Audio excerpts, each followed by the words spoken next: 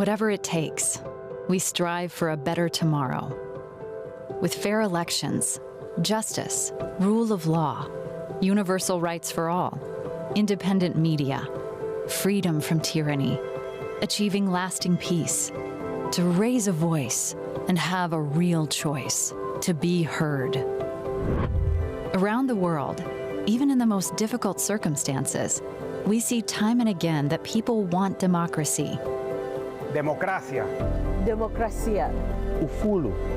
Ordinary people are overcoming extraordinary odds, risking everything for human rights and freedom. This cause, the cause of our time, is why the National Endowment for Democracy exists. The National Endowment for Democracy was founded in 1983 with bipartisan congressional backing as an independent, non-governmental, non-profit grant-making foundation dedicated to strengthening democracy abroad. New ideas and calls for democracy support were taking hold, paving the way for an initiative to foster a global infrastructure of democracy, for people to freely determine their own destiny. Freedom is not the sole prerogative of a lucky few, but the inalienable and universal right of all human beings. NED holds a unique role as America's leading foundation for freedom. We respond to and support what citizens around the world are already championing for themselves. You don't really know who you are until you're forced to fight for it. Since our founding, we have stood alongside those who are on the forefront of democratic struggles everywhere. As a resource and hub for learning and intellectual exchange, NED shows up for those working for democracy. We stick around for the long term. As the challenges get tougher, we adapt, innovate, and work together in common cause to turn the tide on tyranny, to foster democratic renewal. This is the cause of our time.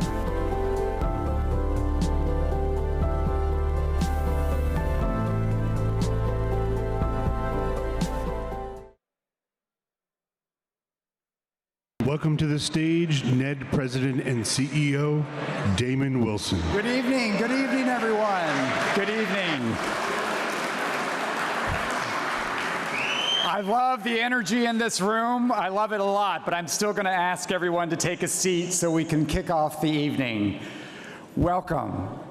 It is such a pleasure to welcome you to the 2024 Democracy Awards of the National Endowment for Democracy.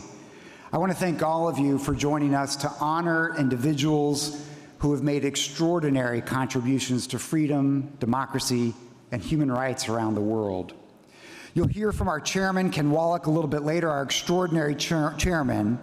But for now, I want to extend a warm welcome on behalf of the NED board members who serve as your hosts this evening. I also want to invite you to begin your meal. Welcome.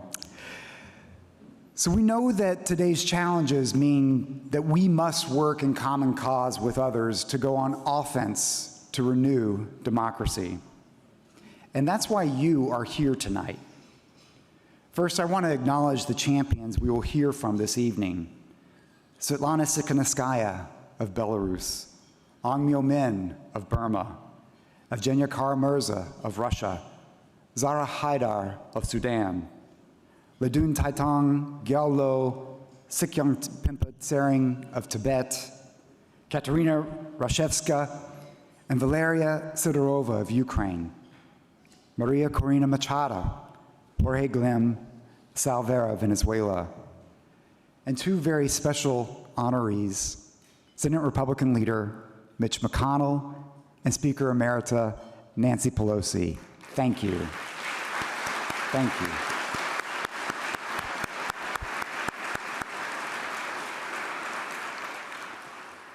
But as the endowment is a creature of the Congress, we're so delighted to welcome tonight Senator Jeanne Shaheen, along with Representatives Joaquin Castro, Stephen Cohen, Sarah Jacobs, and Joe Wilson. Thank you for joining tonight.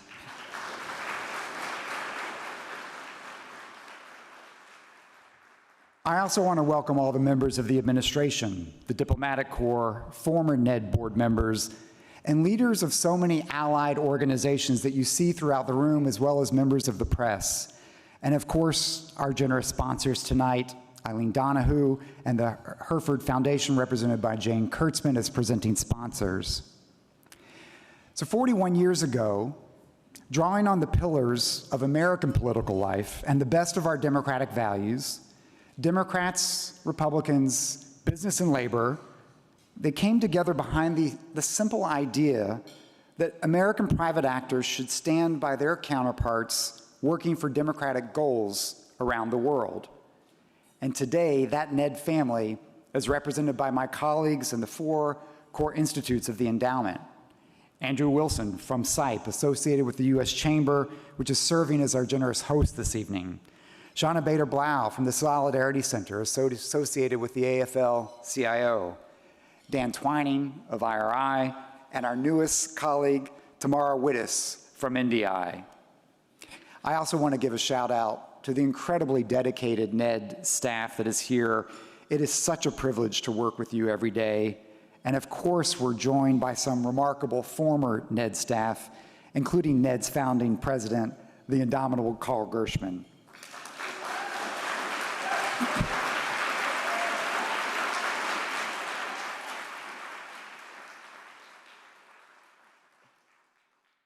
But the reason we are so inspired to do our work is because of the work of those on the forefront of the struggle for democracy. So look around the room, from our honorees to so many NED partners, Reagan Fassell Fellows, Penn Kimball Fellows, World Movement for Democracy Steering Committee members, and democratic leaders who should be leading their nations rather than being forced into exile. We are here tonight because of all of you.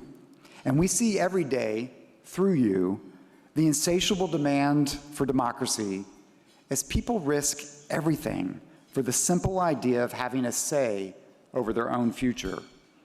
Yes, this is a consequential year from freedom, when more than half of humanity heads to the polls.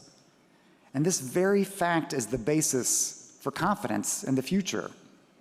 Even autocrats have to concede that legitimacy somehow is based in the popular will of people. So our partners are pushing back on restrictive measures aimed at stacking the deck and delegitimizing their work. They're grappling with the impact of AI.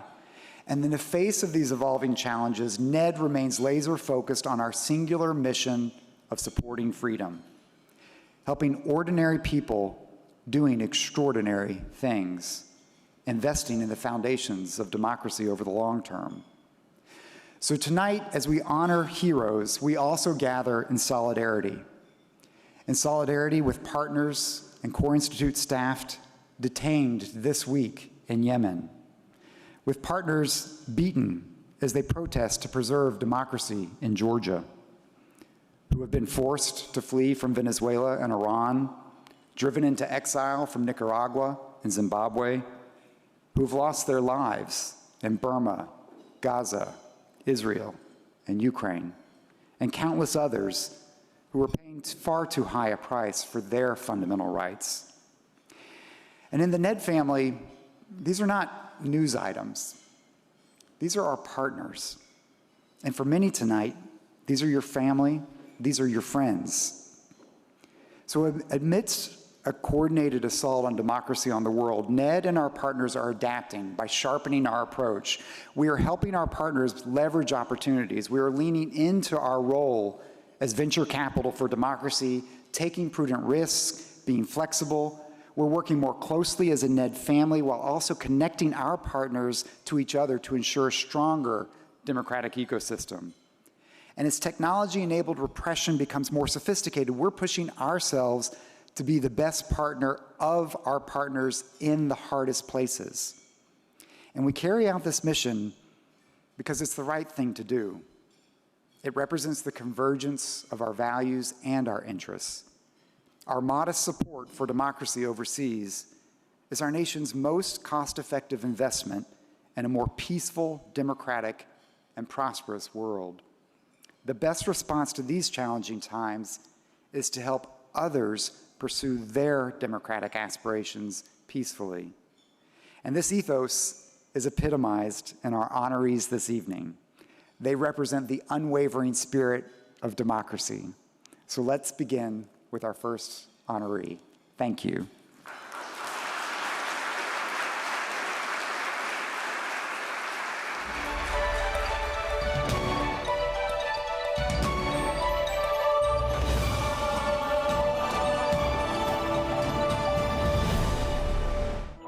After the war started and the crisis started, we face, as all Sudanese NGOs, a lot of challenge.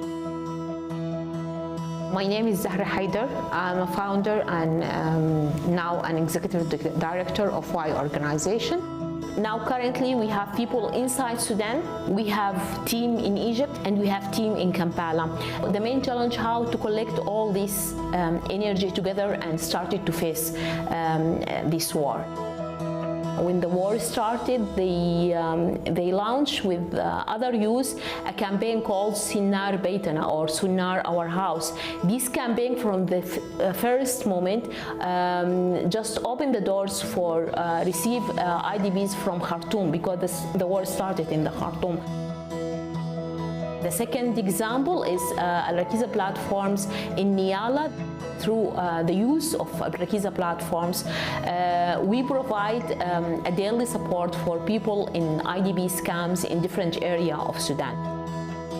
We are working now to fighting hate speech, and this is a big project. We push the term of hate speech and fighting and combating hate speech to be present even in the Sudanese media, even of the politicians. They started to talk about hate speech. Before 3 months, nobody highlighted hate speech in Sudan. I never knew we had so-called human rights or anything like that. When I learned that we have human rights and we have duties, I swear I was so overwhelmed with happiness. Our hope is stopping the war and return to our countries. This first, all Sudanese hope to return to Sudan. The challenge is not just the war. The mindset that could recognize as the impact of this war, the violence mindset. How we face that, will be our biggest challenge, and I think we can face it. We really hope that this war will be the last war in the history of Sudan, and we will work hardly to achieve this dream.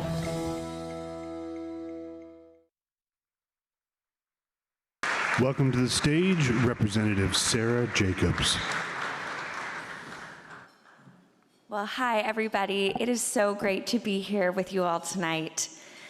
In March, I traveled to the Sudan-Chad border with Senator Cory Booker and Congresswoman Barbara Lee to meet with Sudanese refugees. We witnessed the heartbreaking crisis that's unfolding. In Sudan, 25 million people need urgent humanitarian aid. 10 million have been displaced, and at least 5 million are one step away from famine if they're not there already. I've been to many refugee camps before, but I have never seen kids so clearly traumatized as the kids I saw that day. Millions of Sudanese children haven't gone to school in a year, haven't gotten their vaccines, and don't have enough food or water. Many of them don't want to return to Sudan. And that's why the work the Y organization is doing is so important, to build a better and brighter future for Sudan. Since the war began, they've countered the RSF and SAF's efforts to hinder aid and fuel tensions by providing humanitarian aid and supporting grassroots emergency responders. They're also empowering and training women and young people to take on effective, positive roles to promote peace and democracy. This is exactly the kind of work we need to ensure a more free, democratic, and prosperous Sudan. Because young people are the future of Sudan. In fact, 2/3 of the population is under the age of 30. If young people are more engaged and empowered, instead of being excluded from political processes, they're more likely to help build lasting peace and democracy in Sudan. And at this critical juncture, investing in young people now will create dividends far into the future, not only for Sudan, but for the entire African continent. So on behalf of the National Endowment for Democracy, it's my honor to present this year's 2024 Democracy Award to the Y organization. And here to accept the award is co-founder and executive director, Zahra Haider.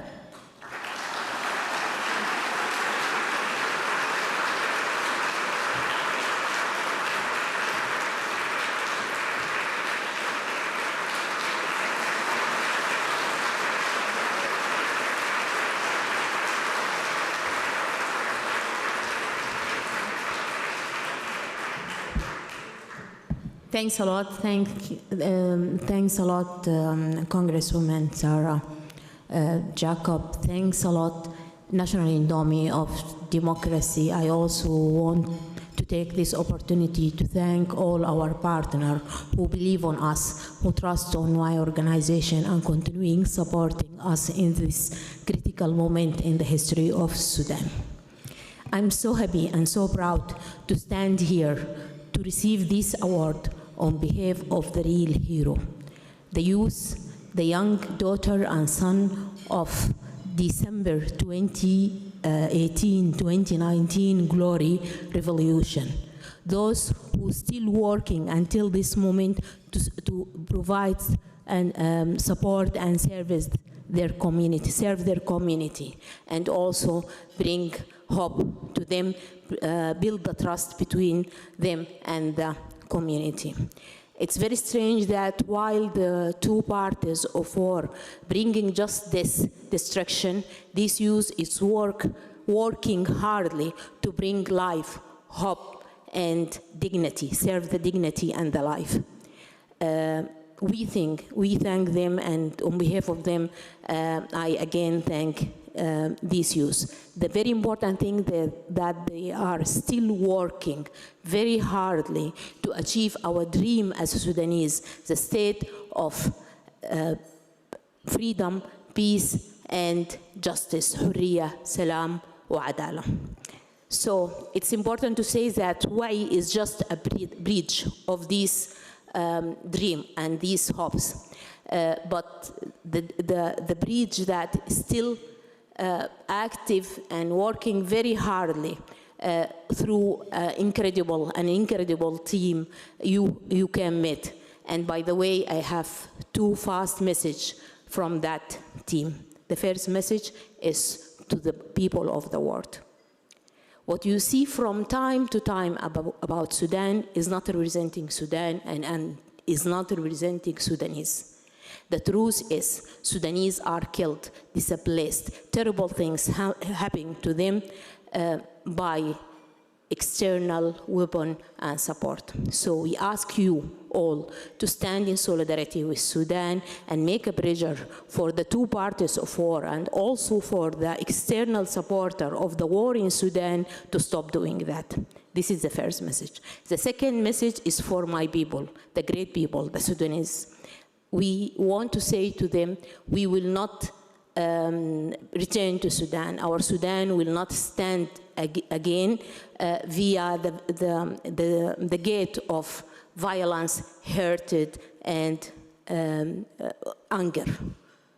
Despite our differences, despite our disagreement, our beloved Sudan will rise higher again among the nation, just with our love and unity. So it's very important in this moment to stick in this unity and work together to achieve the peace. Yes, we can, because we do it before in December Revolution. We made the impossible, and again we can make the impossible and bring peace to Sudan. Thank you all.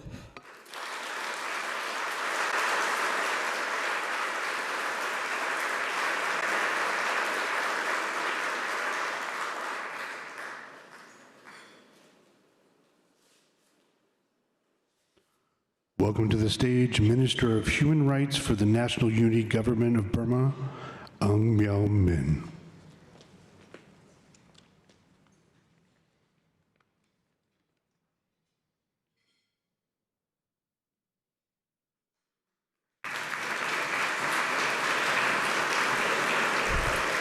Thank you.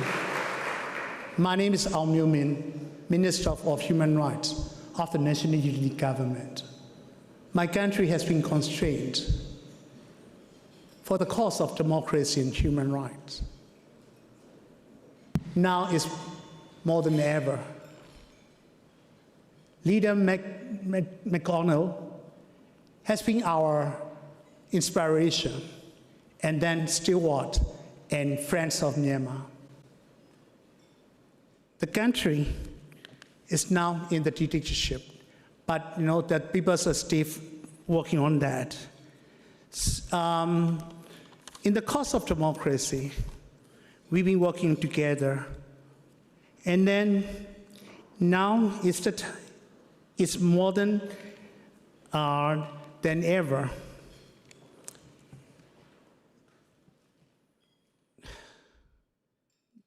His parallel political leadership and commitment for democracy for the cause of the Myanmar is being essential and also very important in the time of hope, in the time of repression.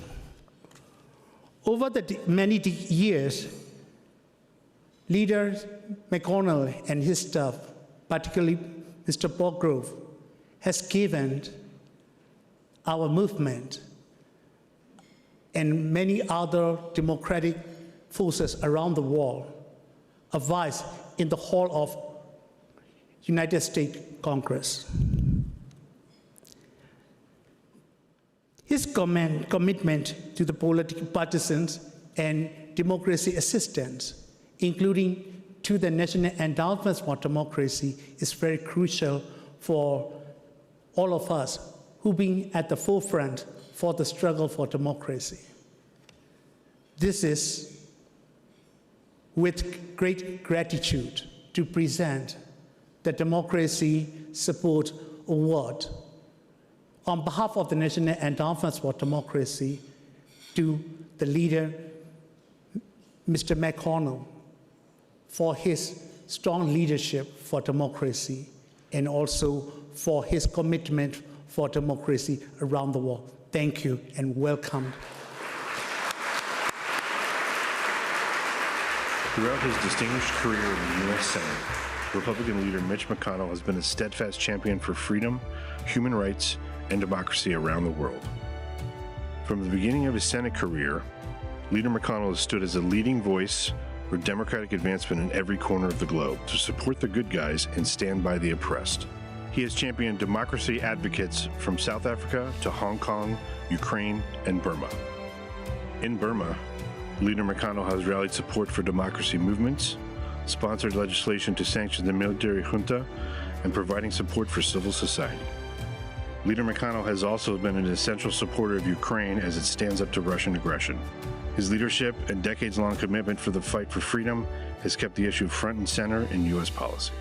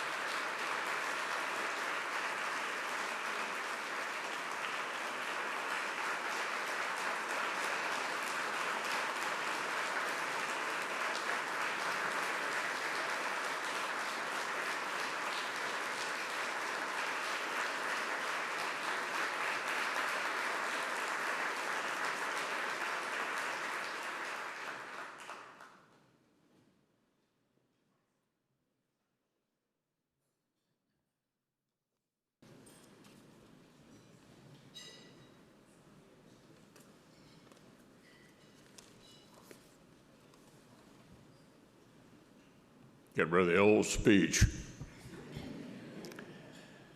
Well, thank you very much. I can't tell you how much I appreciate this recognition after all these years. As you can imagine, I'm frequently asked, and my former colleague Tom Daschle may have had the same experience while he was leader. What's it like to be leader of your party in the Senate? And Tom, I gave a lot of thought to the perfect answer, and I think it's a little bit like being the groundskeeper at a cemetery. Everybody's under you, but no one is listening.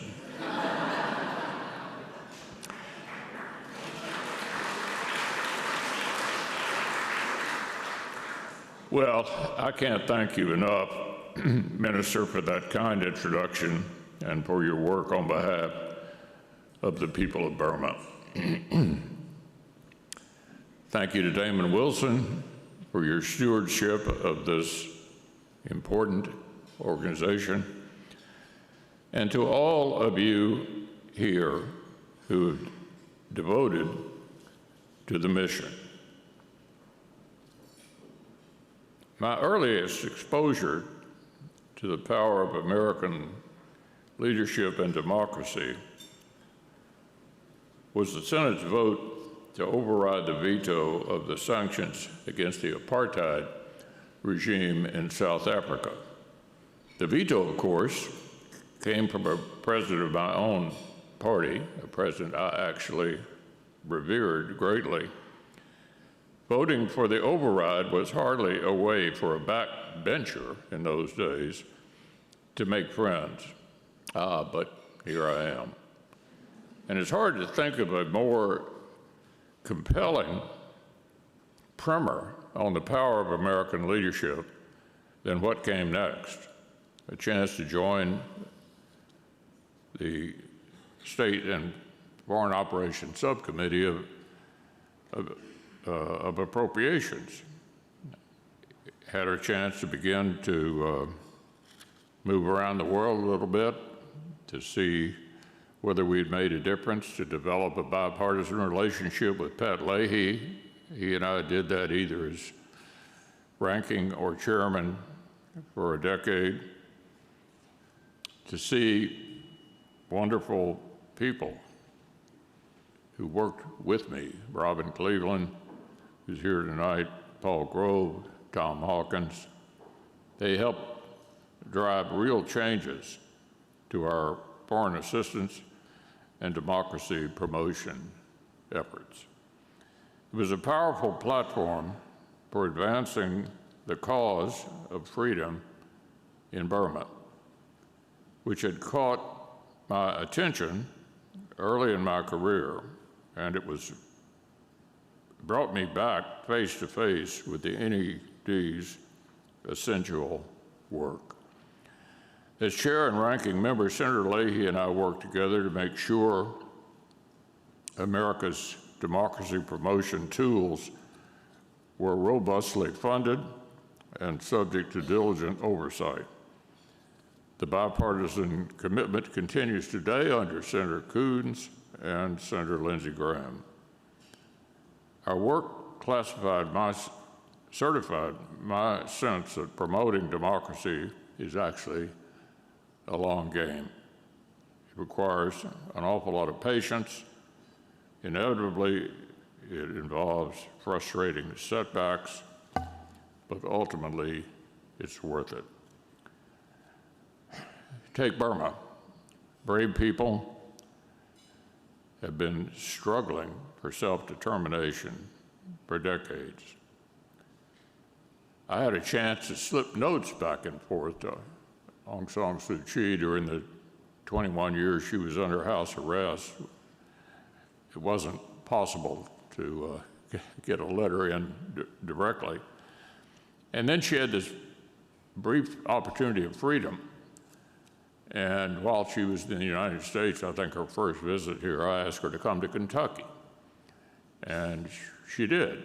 And we took her to horse farms in central Kentucky, spent a day and a half with her, and she kindly spoke to my university. And interestingly enough, there were a number of Burmese refugees in Louisville, and she repeated parts of her speech in the native language. Well, we all know that brief opportunity to be out of house arrest has been replaced by something even worse. But I don't think we should give up. You never know when opportunities will come to turn this around.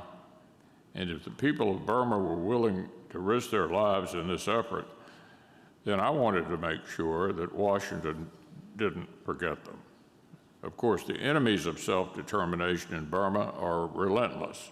The military junta continues to reject democratic elections, brutally suppresses The opposition and unlawfully detains thousands of brave freedom figures. So, for myself, I'm going to keep pushing to give the State Department and USAID new tools and resources to help the people of Burma resist the junta. But this task also requires greater and more vocal leadership from the administration to overcome bureaucratic inertia. This is true everywhere that people are risking their lives to write futures of Western democracy. And America needs to be there too, and we've had some discussion about, within my party, about whether or not America should continue to play this role. The answer is America should continue to play this role. The world is a better place with America in the leadership role.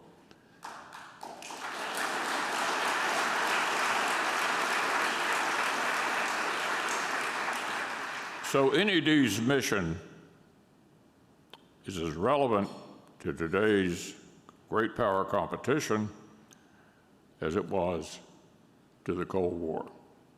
Taiwan is resisting greater intimidation and coercion from the same repressive authoritarian regime that extinguished the lights of freedom in Hong Kong.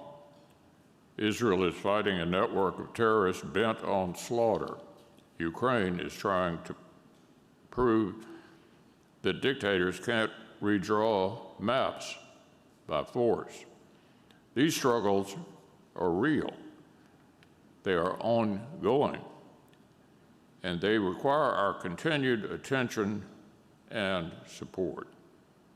So I'm deeply grateful for this recognition, but tonight is not a culmination, not for any of us. For the remainder of my term in the Senate, it'll be every bit as focused on advancing the principles of American leadership. And I look forward to standing with each of you in that effort. Thank you.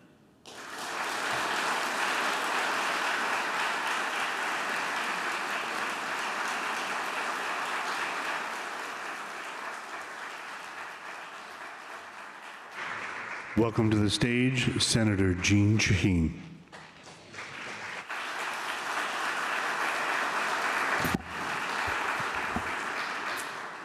Good evening, everyone. It is such a pleasure to be here with all of you to celebrate the great work of the National Endowment for Democracy. I'm here tonight to honor a freedom fighter, a trailblazer, a mother, the leader of the Belarus democracy movement, and my dear friend, President-elect Svetlana Tsikhanouskaya.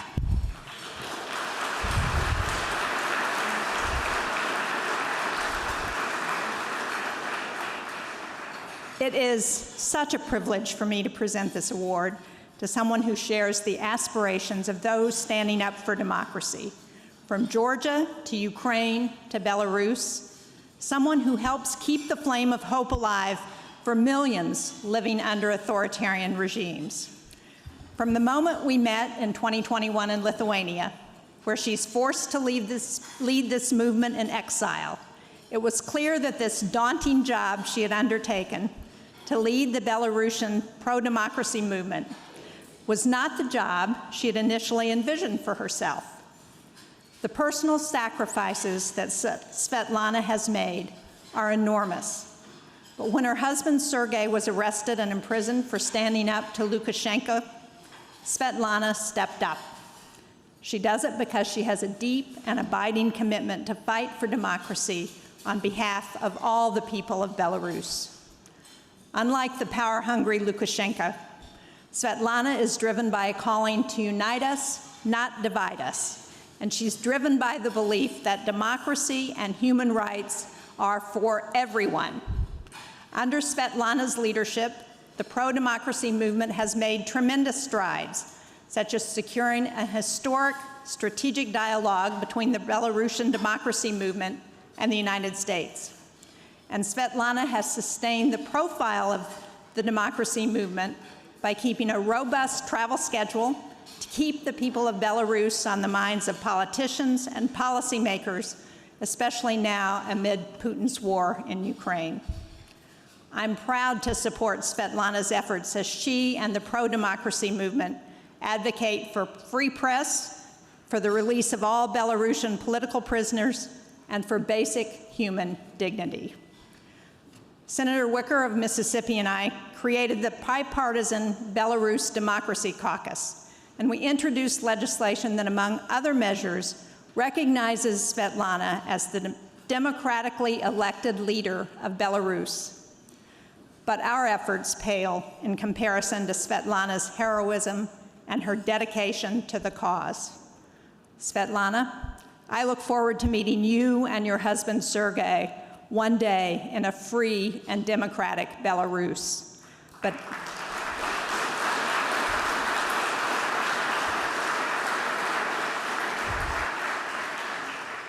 until that day comes, I am proud to present this year's Democracy Service Award to Svetlana Tikhanovskaya. Svetlana Tikhanovskaya is the leader of Democratic Belarus. After her husband Sergei Tikhanovsky was imprisoned on false charges, Tikhanovskaya courageously challenged the dictatorship of Alexander Lukashenko in the 2020 presidential election. Despite coercion and harassment from the regime, independent observers agree that she won the election. She has continued her work from exile, gathering international support for a free Belarus, advocating for the release of the country's close to 1,400 political prisoners, and campaigning against Russia's war in Ukraine and Belarus's forced involvement in it. Her unimpeachable leadership and personal sacrifice to defend democracy over authoritarianism is an example for champions of democracy everywhere.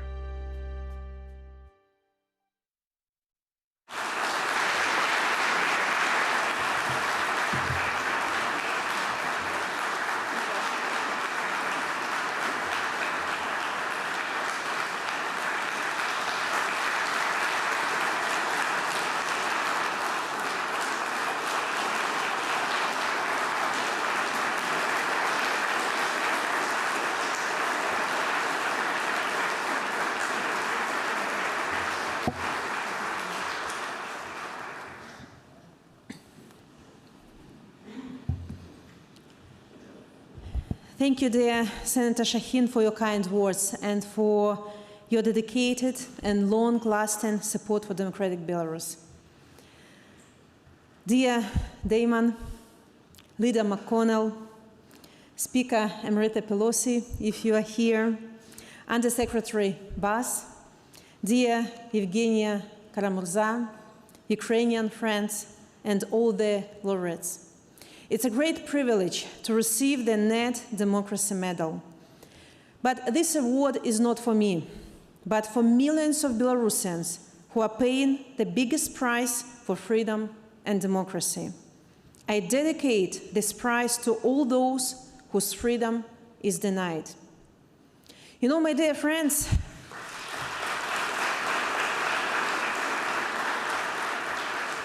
I have noticed that the fight for democracy is often romanticized.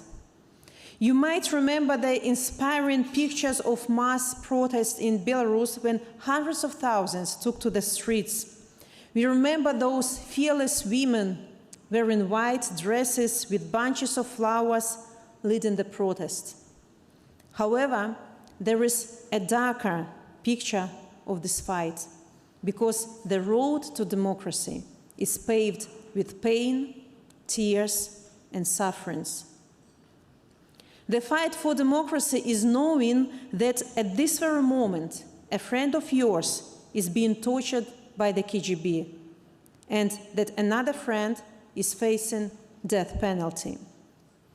The fight for democracy is having to explain to your kids that their daddy has been sentenced to 19 years in prison because he wants better life for his children.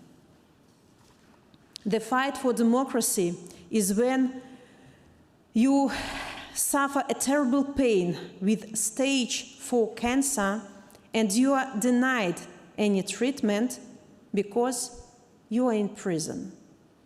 And for so long, you haven't heard a word from your family because you have been held incommunicado. And the lawyer who defended you has himself been sentenced to 5 years.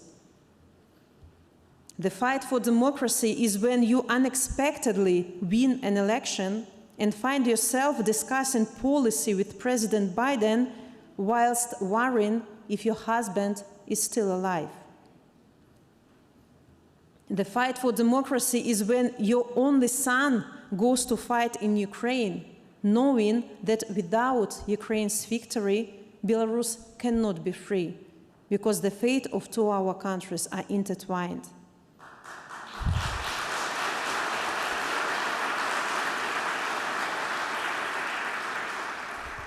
Your son dies on the battlefields, and you, his mother, join his comrades on the front line. The fight for democracy is at 77. You take to the streets every day with your national flag. You provoke the police and the inevitable arrest. You get arrested, released, sew a new flag overnight, and go out again. The fight for democracy is whilst protesting Russification, you teach your children to speak Belarusian, because it's your culture, your identity, and this is the fuel of your resistance. The fight for democracy means, as a businessman, transferring funds to support the oppressed. When your company is shut down by the regime, you relocate to another country, start your business from scratch, and continue helping those in need. The fight for democracy means working as a journalist for Radio Free Europe, like Igor Losik or Andrei Kuznechik, broadcasting protests and telling the truth until one day the KGB knocks on your door. So these are real stories of real people, and this is real fight for democracy. It is difficult, but it cannot win alone. The fight for democracy needs allies, and many of these allies are in this room here tonight, like Damon Wilson, who supported, and the whole actually NED team providing assistance to freedom fighters all over the world. Allies like Speaker Nancy Pelosi, who scares dictators around the world.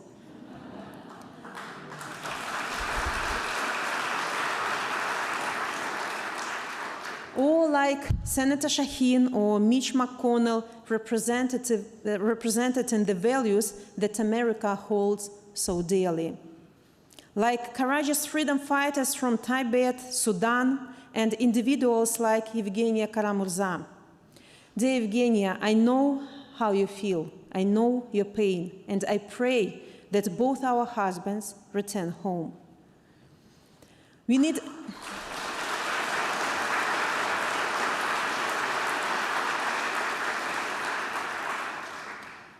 need allies like people of Ukraine who fight fearlessly for their country and for the values that we cherish so much. And I'm happy to see Ambassador Markarova here today with us. Victory for Ukraine will be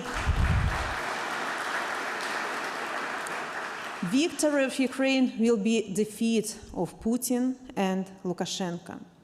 So, thank you. So, dear friends, the path to freedom and democracy can be long and difficult, but let's walk this path together, side by side. Thank you. Живе Беларусь!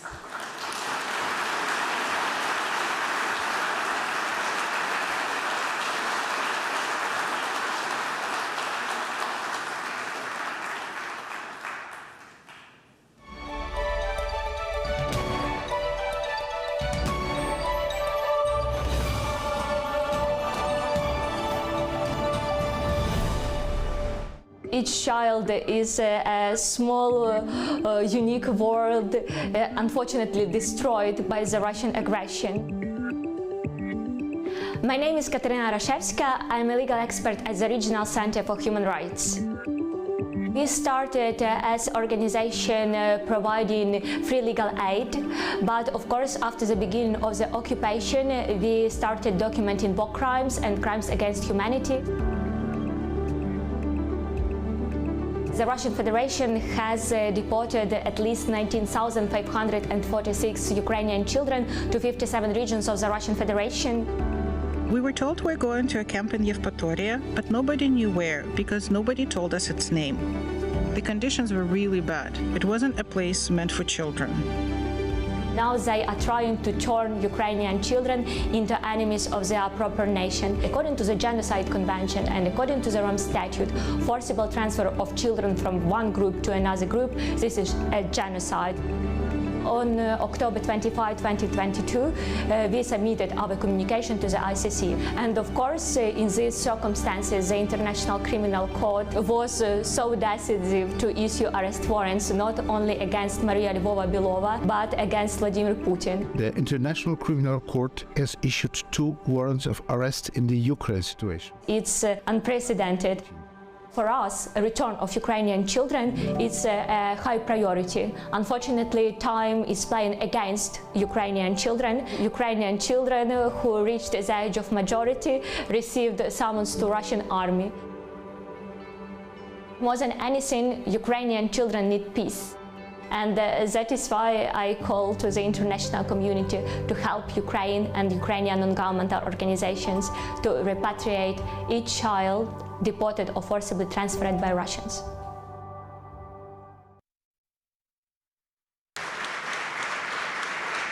Welcome to the stage, Representative Joe Wilson.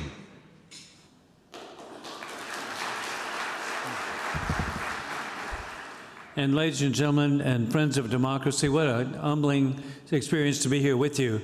I particularly am grateful to follow, of all things, Senator Mitch McConnell. His middle name is Addison. My first name is Addison. So I've always claimed him as a cousin. And with that, obviously.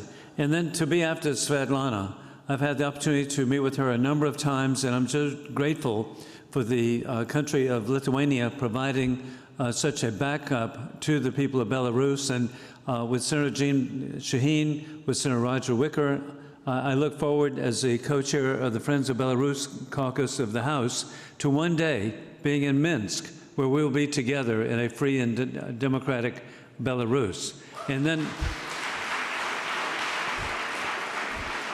and it's special for me to be here tonight because it was 34 years ago that with the International Republican Institute, I was an election observer in Bulgaria.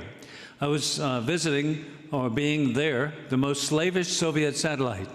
Now, a strong member of the European Union, a member of NATO, a great ally of freedom and democracy in promoting truly the people of Ukraine.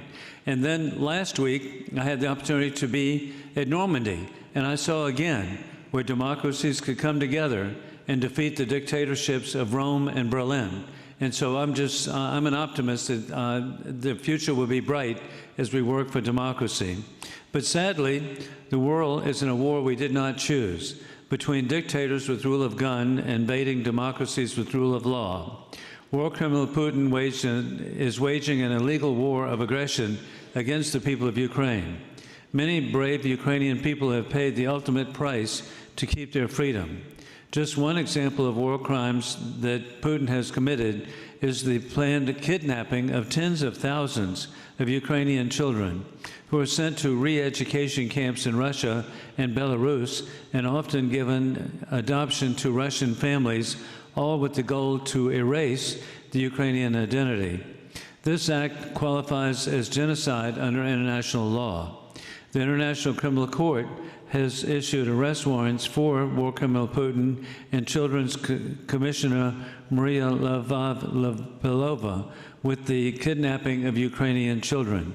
It is largely due to the work of the Regional Center for Human Rights that these warrants were issued. The center was established in 2013 in Sevastopol by Crimean attorneys who moved from Crimea following its occupation to continue working towards justice and accountability for the egregious human rights violations in spotlighting the illegal transfer of the population from Crimea to the Russian Federation back in 2015. The United States Congress is committed to ensuring the safe return of these kidnapped children and to holding the perpetrators accountable. On behalf of the National Endowment for Democracy, I'm grateful to present this 2024 Democracy Award for Regional Center for Human Rights. Here to accept the award is legal expert Katerina Reshevka and Valeria Sidorova.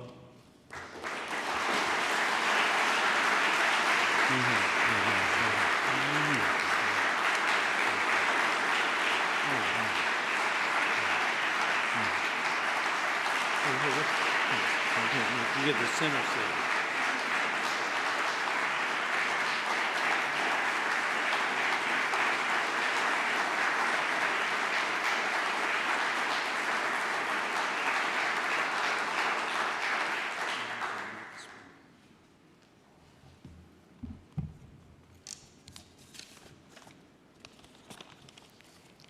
Distinguished audience, ladies and gentlemen, it is my privilege to be the person who receives this award today on behalf of the Regional Center for Human Rights and to express our gratitude. For a human like myself, a small voice for those who have no voice, who struggle so that the cry of the children may be heard in all its power, this is without any doubt the highest honor that I can receive. I know that this award is a recognition not of the RCHR work alone, but of the work of many other organizations and people who have striven to bring hope for those who are looking for their deported children and who are trying to cope with trauma provoked by the Russian aggression. Millions of Ukrainian children are affected by brutal, unprovoked Russian war against Ukraine since 2014. They have been killed, raped, seriously injured, forced to witness or even experience terrifying acts of violence. The consequences for Ukrainian children are at a scale and a speed not seen in Europe since World War II.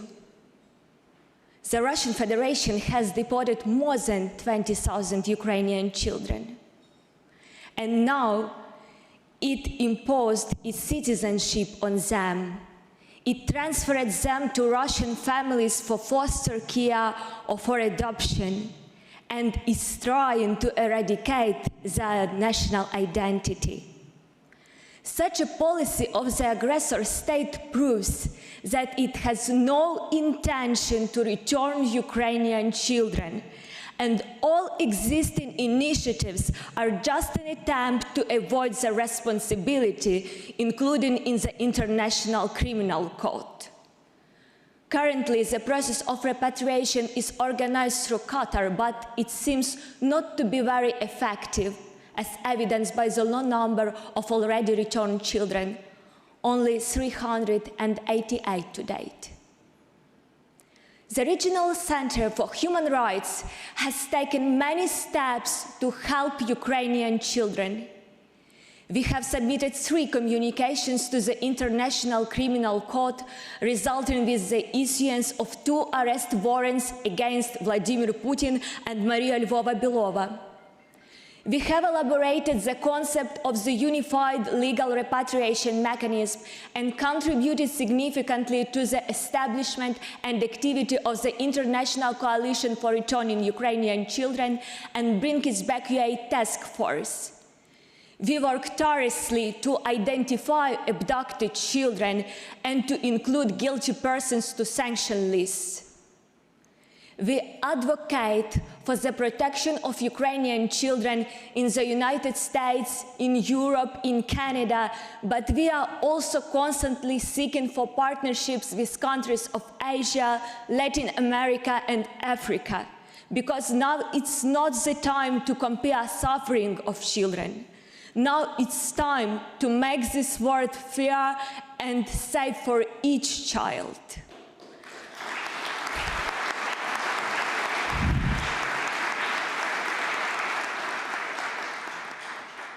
Now it's not the time to tell the world leaders to realize how important the reunification of family is. They already know it. Their children are with them, not with their enemies. Now it's time to tell the world leaders how to help Ukrainian children. They need psychological rehabilitation, medical assistance, educational services. But more than anything else, Ukrainian children need peace. That is why, among key priorities for the Global Peace Summit, we have the repatriation of Ukrainian children. When we look at the world today through the eyes of Ukrainian children, we see a terrifying picture. Too many dreams have been shattered, and too many hopes have been extinguished. It must stop.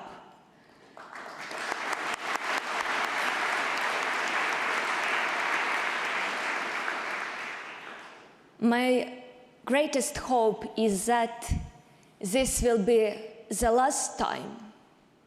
This will be the last time when we should fight for the return of abducted children to Ukraine or wherever. We must solve it once and for all. Thank you.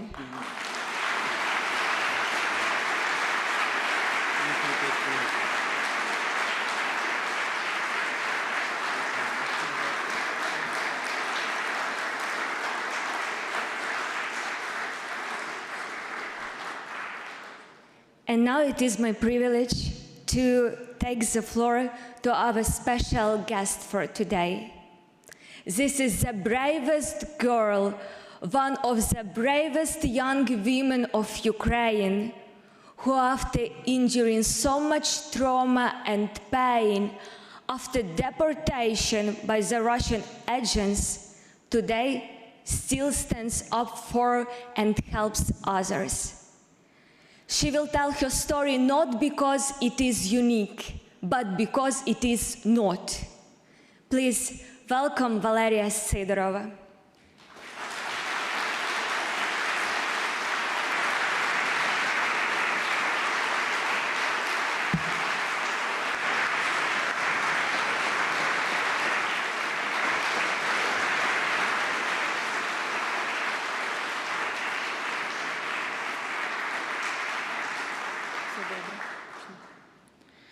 Вітаю, я Валерія, і мені 17 років.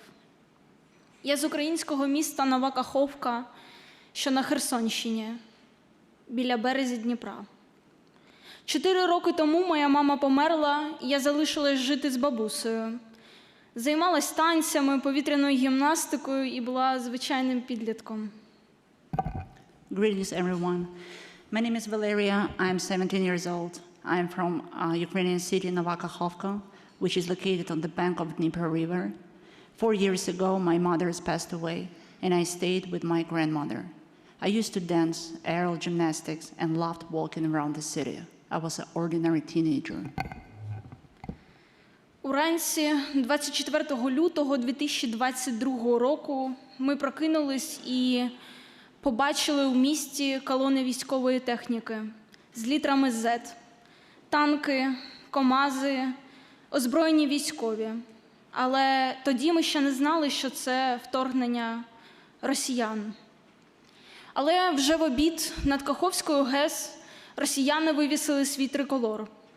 Коли я зрозуміла, що тепер ми живемо у ворожій окупації, у мене з'явився сильний шум у вухах, і він не проходив понад місяць. On the morning of February 24, 2022, we woke up and saw columns and military equipment marked with the letter Z. Tanks, trucks, armed soldiers. We did not yet know that this was the Russian invasion, that this was war. By noon, the Russian flag was raised over the Kakhovka hydroelectric station. That is when I realized that we were now living under enemy occupation. The stress caused a ringing in my ears that lasted a month. Пізніше окупанти оголосили так звану евакуацію. Вони склали списки усіх дітей міста Нова Каховка і оголосили, що завтра о 10 ранку виїзд починається з головної площі міста. І от 8 жовтня 2022 року понад 500 дітей зібрались на головній площі міста. Серед них була і я. Мені тоді було 15 років. Нас загрузили в 14 автобусів, і в кожному автобусі був озброєний військовий. Супроводжувала нас також військова поліція. Нам обіцяли, що ми проведемо в цьому таборі 2 тижні, але я пробула в ньому 2 місяці. Later, the occupiers announced a so-called evacuation. They compiled the list of all children in the city and declared that everyone must show up at the main square at 10 in the morning. And on October 8, 2022, over 500 children gathered in the main square of our city, including me. I was 15 years old. We were loaded onto 14 buses and taken towards Crimea. Each bus had an armed Russian soldier. We were also accompanied by military police. We were told that we would stay in Crimea for no more than 2 weeks. I ended up spending 2 months there. В таборі Лучистий, що в Євпаторії, в нас був такий розклад дня. Вранці ми вставали, йшли на сніданок і піднімали російський гімн. Потім його слухали. А після того в нас була російська школа, де до нас приходили псевдовикладачі і розповідали нам перекручені факти історії.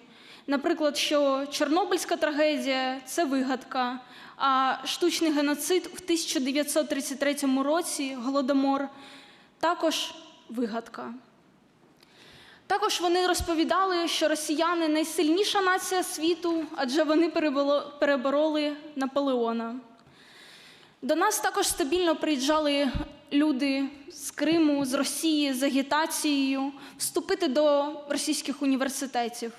Обіцяли, що якщо ми вмовимо батьків, у нас буде дуже багато можливостей, нам будуть платити гроші, в нас буде квартира. Але обов'язковою умовою до цього всього був російський паспорт, адже навіть лікування без нього отримати було не можна. At the Luchinsky camp in Yevpatoria city, we had following schedule. We began in the morning by listening to Russian autumn. Then was a school program where Russian teachers taught up pseudo-history. They constantly destroyed the facts, claiming their Chernobyl tragedy was a fabrication, denying the man-made genocide of the Holodomor in 1933, and asserting that Russia is the stronger nation in the world because it defended Napoleon. Constantly, there were visitors urging us to enroll in Russian universities. They declared promises of apartment, regular cash payments, and free education if only we convince our parents relocate to Russia. But there was a catch. We had to receive a Russian passport first. Similarly, it was impossible to receive medical treatment without one. Ми не мали змоги вивчати українську мову, і російську прописували нам як рідну. Повністю переслідували будь-яке поєднання з українською мовою та забороняли. Нас повністю асоціювали як дітей Російської Федерації. Вони просто стерли той факт, що ми все своє життя живемо в Україні, те, що ми громадянини цієї країни. І навіть зараз, в Криму, ми знаходимося на території України, хоч і окупованій. We didn't have the opportunity to study Ukrainian language. We were taught the Russian and forced to declare is our native language. I witnessed how Ukrainian language was banned and those who spoke were persecuted. We were labeled as the children of Russian Federation. They simply embraced the fact that we are Ukrainians, citizens of Ukraine, and have lived in Ukraine all our lives. Albeit, now in the occupied region.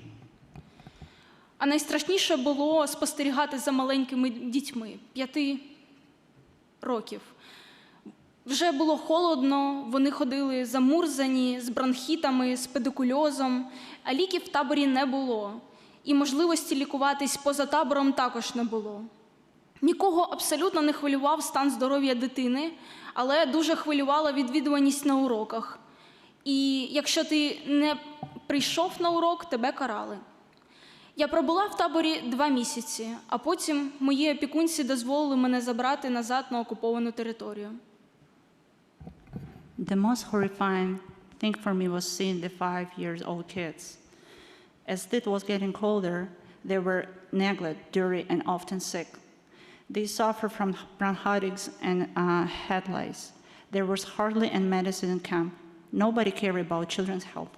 Only class attendance mattered. Missing any class was not allowed, and we were punished if we did. I stayed in the camp for 2 months. My guardian was allowed to take me under the condition that we would return to the occupied territory. Табір показав мені, що Росія – це країна-тюрма. Вона спочатку приходить, потім забирає, убиває і каже, що ми це зробили самі. Я не бачила свого майбутнього в країні окупанті, і тому я вирішила повернутися назад на підконтрольну Україну. Я їхала рандомними перевізниками через Ростов, Маріуполь, Белгород, а потім нарешті побачила українського солдата і заплакала. The camp showed me that Russia is the prison country. It's a murderous country that comes, takes everything, kills, rapes, and then says, you did it to yourself. I didn't see my future there. Risking my life, I decided to return to Ukraine.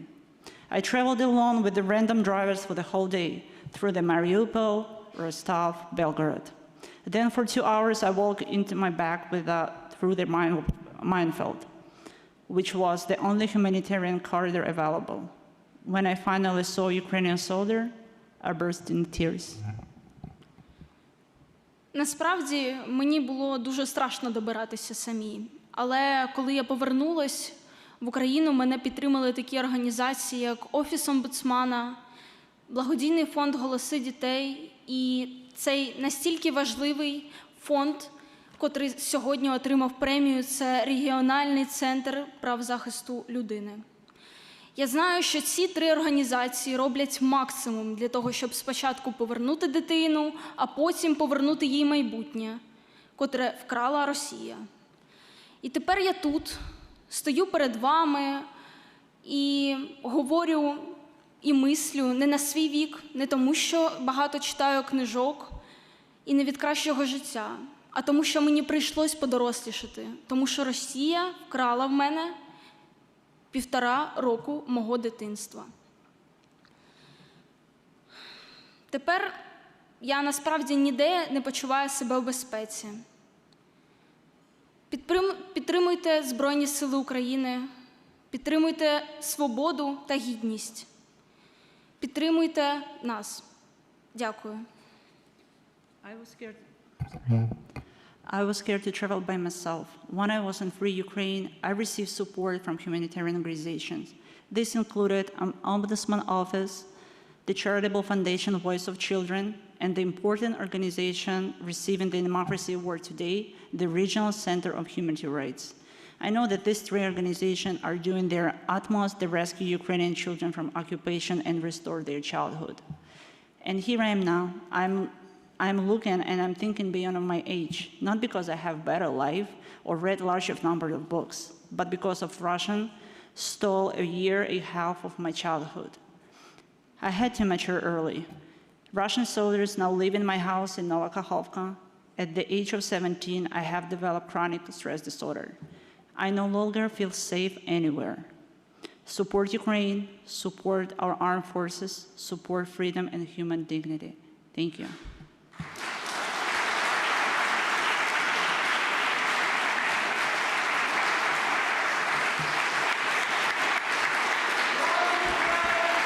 Слава Україні!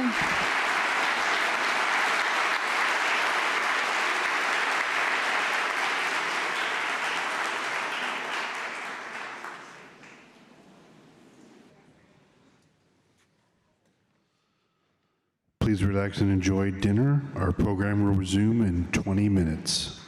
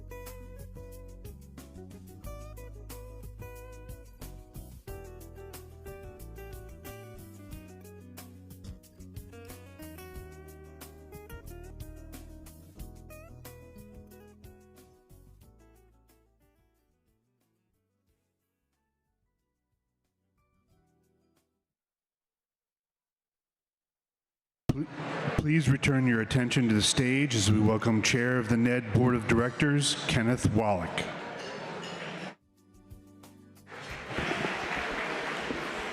I've been given the unenviable task of quieting the audience down, so please eat quietly and help me out here.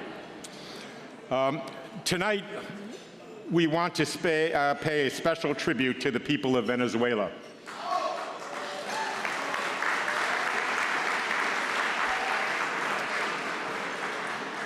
The people of Venezuela who, with courage and commitment, will cast their ballots on July 28th.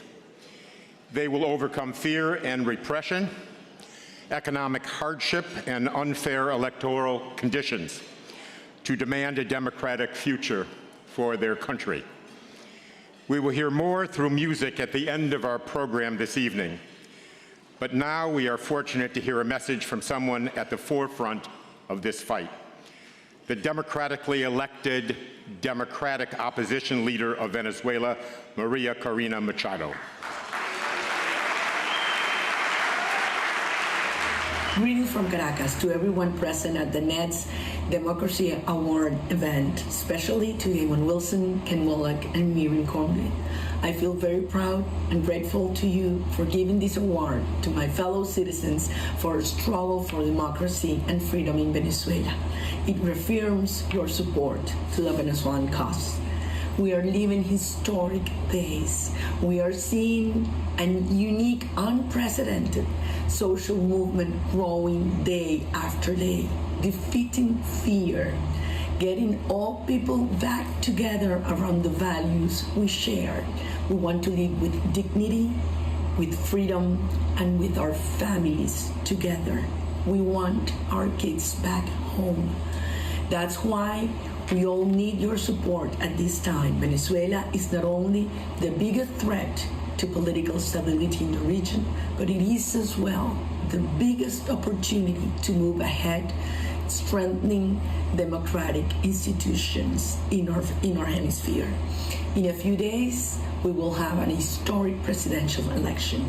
We are fighting hard to defend the will of our people.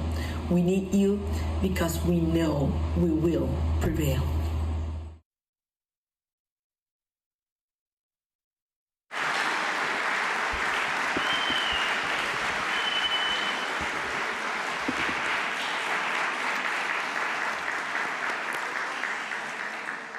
On behalf of the Endowment's Board of Directors, I too want to thank you for joining us this evening.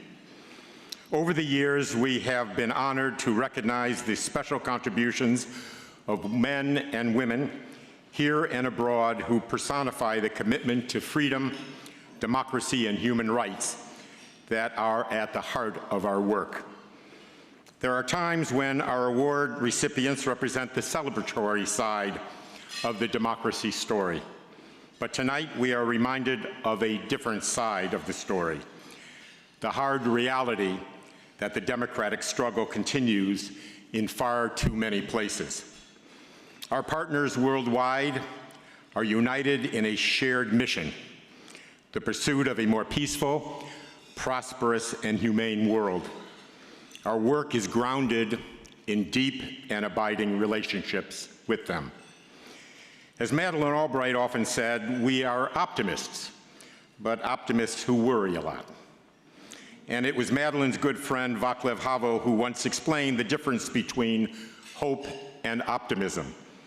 Hope, he said, is not the conviction that something will turn out well, but the certainty that something makes sense regardless of how it turns out. In this regard, we are in the hope and optimism business. Now, there are those here at home who may argue that the shortcomings of our own democracy make us ill-suited to advance this cause overseas. And dictators have predictably pointed to our flaws to stoke anti-American sentiment and to further arrogate power to themselves.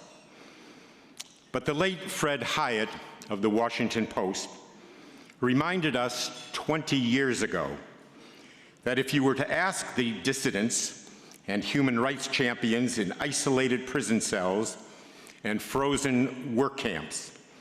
If you could ask the elected leader of Burma who is still under house arrest, or the peasants who are being chased from their villages in Western Sudan, or the Democrats being squashed in Hong Kong by the communists in Beijing, if you could ask any of them, you might get a different answer. They might tell you that the United States has never been perfect, has never done enough, has never been free of hypocrisy, but also that if America cannot take up their cause, no one will, end quote. The United States Congress is a very special institution for these Democrats. It has often provided them with their first recognition and sustained international support for their struggle. And it was 41 years ago that the Congress had laid the legislative foundation for the NED and our 4 affiliated institutes. The congressional leaders who we honor tonight, Leader McConnell and Speaker Pelosi, have helped ensure continued bipartisan support for our mission and our work. We are indebted to them, as are our partners in every region of the world. I am proud to serve with a board of directors that is deeply committed to this institution and to its mission. We are fortunate to benefit from a dedicated staff under the gifted leadership of Damon Wilson. I would like to recognize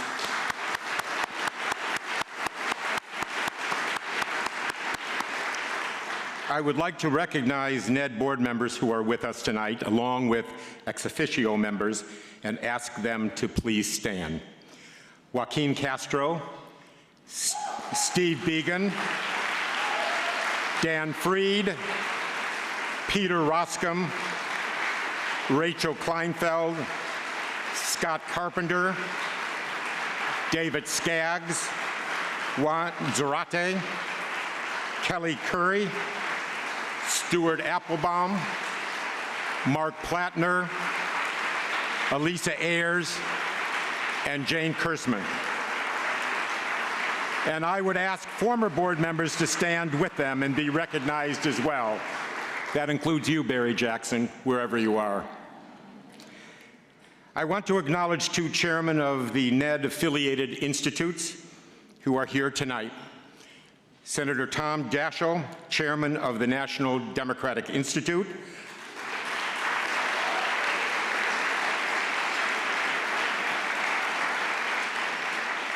my home for over 30 years, and Greg Lebedev, chairman of the Center for International Private Enterprise.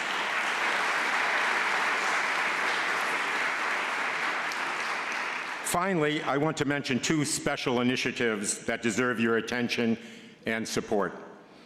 Not surprisingly, as authoritarian regimes have surged in recent years, so has the community of democracy activists that have been forced into exile. They receive critical assistance from the Gershman Fund for Democracy Activists at Risk. Named after NED's founding president, Carl Gershman, the fund provides emergency support from relocation costs to legal and medical aid, often in partnership with universities and other institutions at home and abroad. Our support enables them to continue to carry out their advocacy work in their home countries. Carl, this is also a tribute to your legacy at the endowment.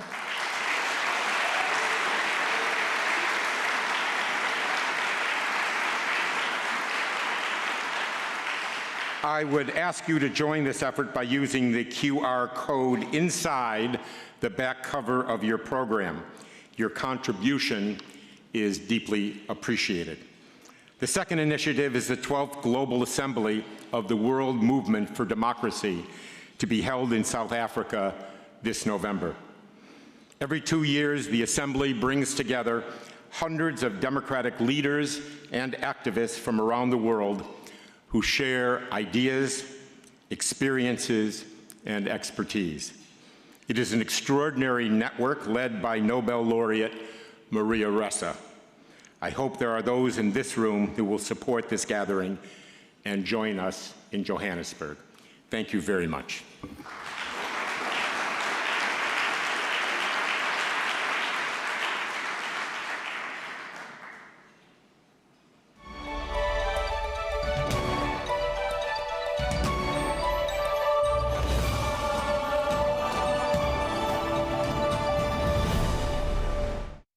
It wasn't clear, the picture of just how bad it is, like 1 million Tibetan children in colonial boarding schools in Tibet. My name is Laden Tetong. I'm the director and co-founder of Tibet Action Institute. Tibet Action Institute is committed to training Tibetans in the use of digital security tools and best practices in the Tibet movement to fight for rights and freedom inside Tibet.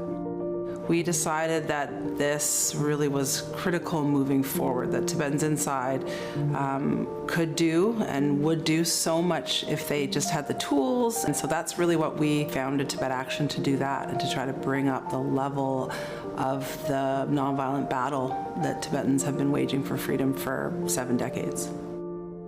A report out from the Tibet Action Institute that says the Chinese government has been using policies to force Tibetan children. China's constructed a massive colonial boarding school system in occupied Tibet. They have nearly all Tibetan students between the ages of 4 and 18 in residential schools, being removed from your parents and families and culture and language, with a very harsh identity erasing curriculum and life. I missed my family, but I couldn't cry, and I couldn't talk to other students and teachers because I didn't know Chinese then. There were many other children who missed their families and cried too. Some of the younger ones often woke up in the middle of the night crying, and they would run to the school gate. Tibet Action Institute, our report was really we were sort of the first to sound the alarm on this system. By releasing this report and gaining sort of global attention on the issue of the colonial boarding schools in Tibet, we've been able to break through the enforced silence and really put an end to this campaign to sort of erase Tibet. This is really critical that we sort of keep the pressure on, keep the spotlight on, and find new and creative ways to challenge them both in and outside of Tibet.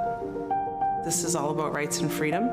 We will be a nation and we will regain our rights, our freedom. It's only impossible till it's not. Welcome to the stage, Representative Peter Rostrom.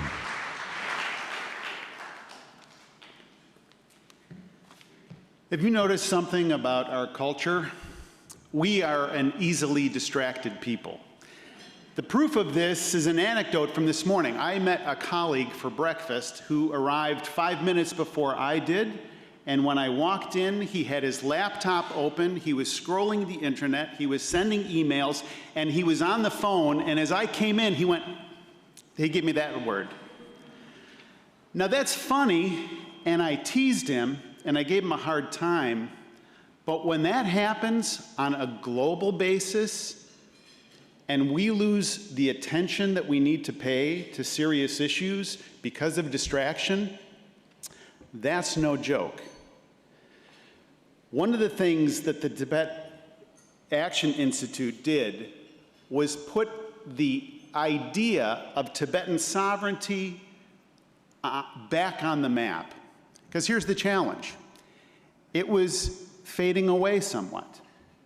And through their report, through the report that said that the Chinese government was forcing Tibetan children into a system of boarding schools, not out of benevolence, not out of a notion of, hey, how can we help you, but through cultural malevolence, through a desire to erase Tibetan culture and put it aside.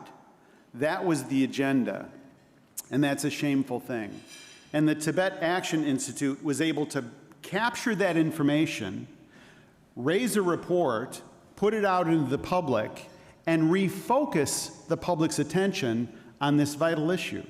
And in listening to the programs tonight, it struck me that there's one thing worse than suffering, and the worst thing than suffering is suffering in anonymity when nobody knows what's going on.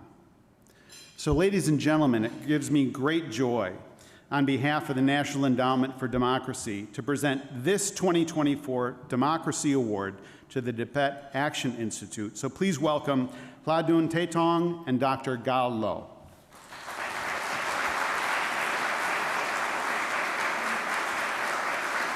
Congratulations.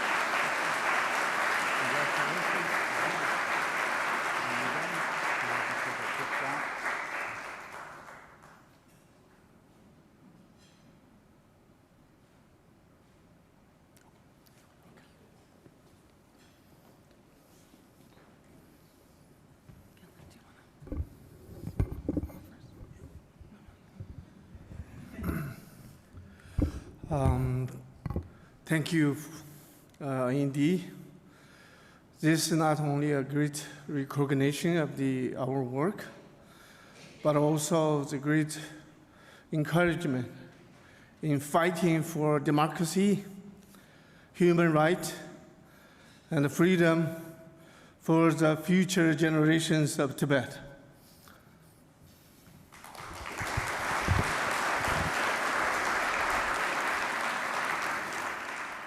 I will speak on behalf of Dr. Gello and our entire Tibet Action team. I also want to say thank you to the distinguished board and staff of NED. It is incredibly meaningful for us to be here tonight alongside the democratically elected leader of the Tibetan people, Sikyong Pemba Tserinla.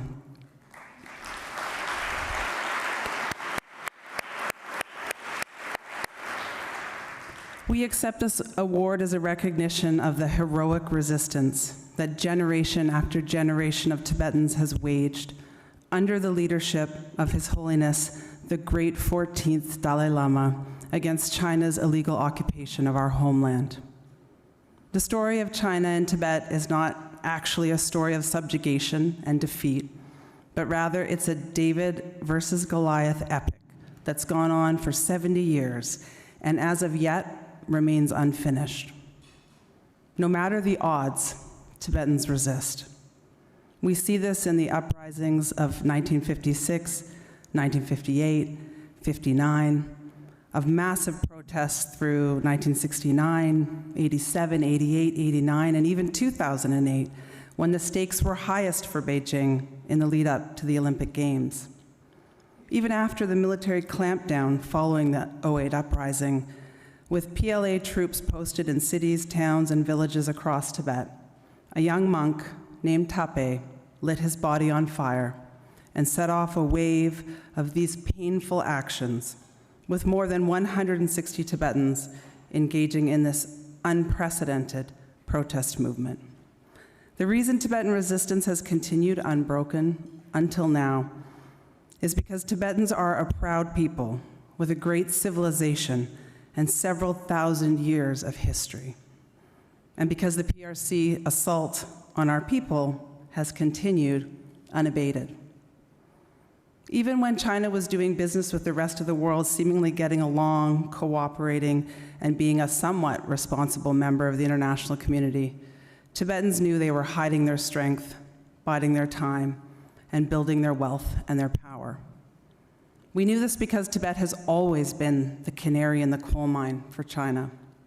China's treatment of Tibet has always been a sign or a warning for the rest of the world of the dangers ahead. In its invasion in 1949-50, the rewriting of history, redrawing of maps, we see the earliest signs of the threat the PRC would one day pose to peace and security in our world. In the imposition of martial law in March of 1989, we see foreshadowing of the Tiananmen Square massacre. And in the brutal crackdown on the 08 uprising and the subsequent sealing off of the entire Tibetan plateau, we saw the signals that even in the 21st century, life in China too could be restricted and controlled to the point of being effectively closed to the rest of the world. Something nearly unthinkable until it wasn't. And now today, we're here because the PRC continues its onslaught in Tibet. When we say at least 1 million children are now separated from their parents and made to live in the genocidal boarding school system, we're speaking of 80% of all Tibetan school-age children from as young as age 4. I have 4-year-old twins. Many of you have children, grandchildren, nieces and nephews. We can imagine how unbearable it must be to send such tiny little ones to live apart from the care and protection of their families. Dr. Gello doesn't have to imagine. An educational sociologist from Tibet who escaped to Canada in 2021, his own grandnieces were sent away to a boarding preschool in 2016. He witnessed them turning into strangers in their own home, alienation by design. It's one of the most insidious colonial strategies. And it is a clear escalation by China in Tibet as they target every pillar of Tibetan identity for elimination. Together with the Uyghur genocide, the fall of Hong Kong, the threats against Taiwan, many are asking, how do we get here? How did it get this bad? We've arrived at this moment of truth with China, not because Chinese leaders have changed. They are exactly who they've always been: unelected, unaccountable, illegitimate. This is the heart of the problem. This is what must be addressed. This is the core issue at hand. Human rights, democracy, and freedom must be at the center of the solutions and strategies sought by the foreign policy community and our leaders. How do we know this?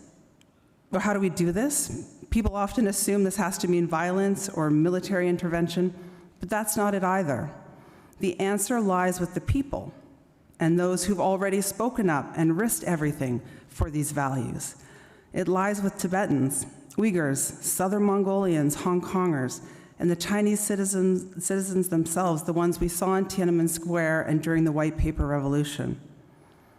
World leaders need to stand with them more directly, clearly, and boldly, more as a central part of the plan. And they need to focus on making them stronger and bolstering their confidence and helping them succeed.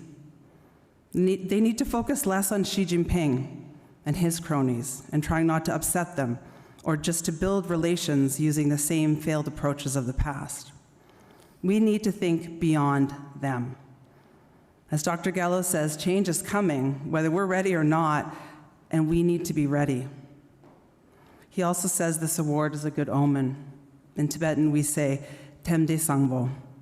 As we continue, Tibetans continue our journey of resistance towards the triumph of democracy, human rights, and freedom in Tibet. Thank you.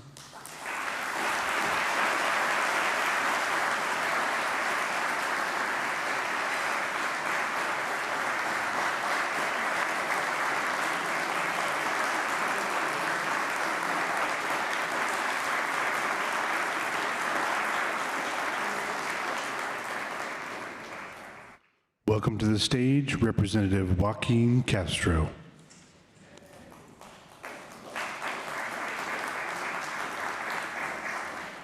Good evening, everyone. I'm Congressman Joaquin Castro, and it's my distinct honor to serve on the Board of Directors for the National Endowment for Democracy. And I want to say thank you to Ken Wallach, who's done a great job leading the board, and also to Damon Wilson. And the incredible staff of NED, and of course all the folks who made it possible for us to convene and recognize these honorees tonight. For decades, even as our nation became more polarized politically, Congress has maintained steadfast bipartisan support for the people of Tibet. Just yesterday, I joined my colleagues in the House of Representatives to pass bipartisan legislation, the Resolve Tibet Act, that President Biden will soon sign into law, strengthening America's commitment to Tibet and reiterating our dedication to its future.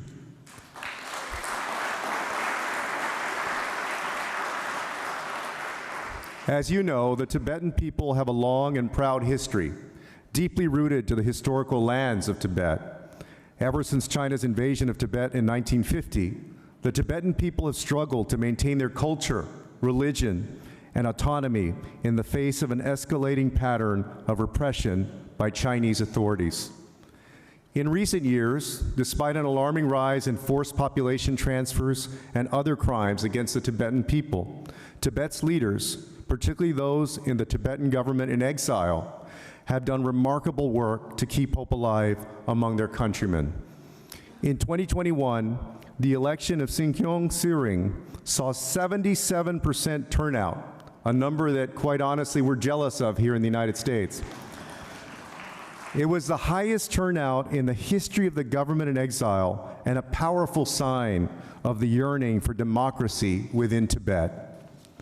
Since taking office, Sinkyong Siring has worked to counter Chinese influence and mobilize Tibet's allies to speak up against the suppression of cultural identity within Tibet.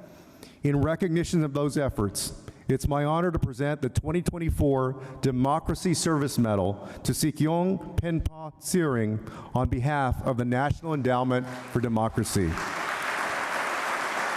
Sinkyong Siring, please join us on stage. Sinkyong Penpa Siring is the second democratically elected head of the Central Tibetan Administration. He has dedicated his life to fighting for the rights of the Tibetan people and safeguarding the culture of Tibet as a civil society leader and speaker of the Tibetan Parliament in exile. Since his election as Sinkyong in 2021, he has worked to strengthen the CTA's governance, advocated for the Tibetan people with world leaders, and raised concerns about policies restricting Tibetans' rights and culture. He has also worked tirelessly to secure the release of Tibetan political prisoners and pursue dialogue with the Chinese government. Sinkyong Penpa Siring represents the aspirations of the Tibetan democracy movement, which serves as an inspiration for oppressed peoples everywhere who are seeking freedom and dignity.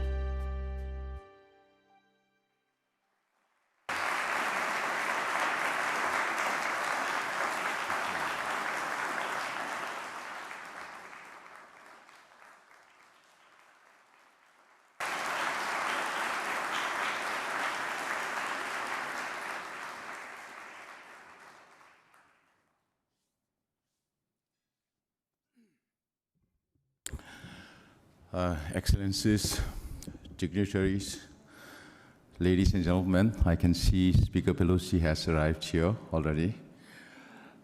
I want to thank the NED board members, past leader Carl Gershman, who has worked very closely with the Tibetans for many years in his 30+ years of career here at NED, and the present leader, Damon Bilson, and his team for honoring us with this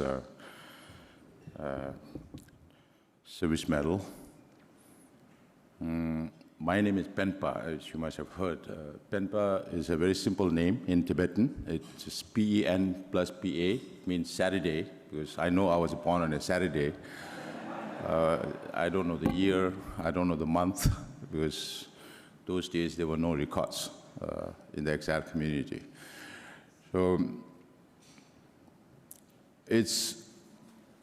I also want to congratulate all the honorees that the NED honored tonight, and over the years they have been honoring. I am a very ordinary person. I just try to follow His Holiness' wisdom. Whatever we have today, we owe it to His Holiness the Dalai Lama. He is the architect, he is the spirit behind everything that we are now or what we have today. I personally have not contributed as much as you would have hoped I had, because it's just 30 years of my service for the Tibetan people, and this award is for the people I serve, for the Tibetan people, for the Central Tibetan Administration. I just want to inform you that perhaps we are the only government in exile with a fully functional democratic polity.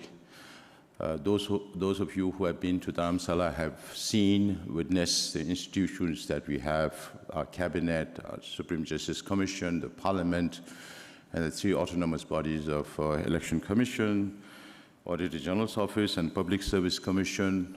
We have a cabinet with 7 ministries in India, and it's all thanks to the Indian government and the support that we receive from the US government. The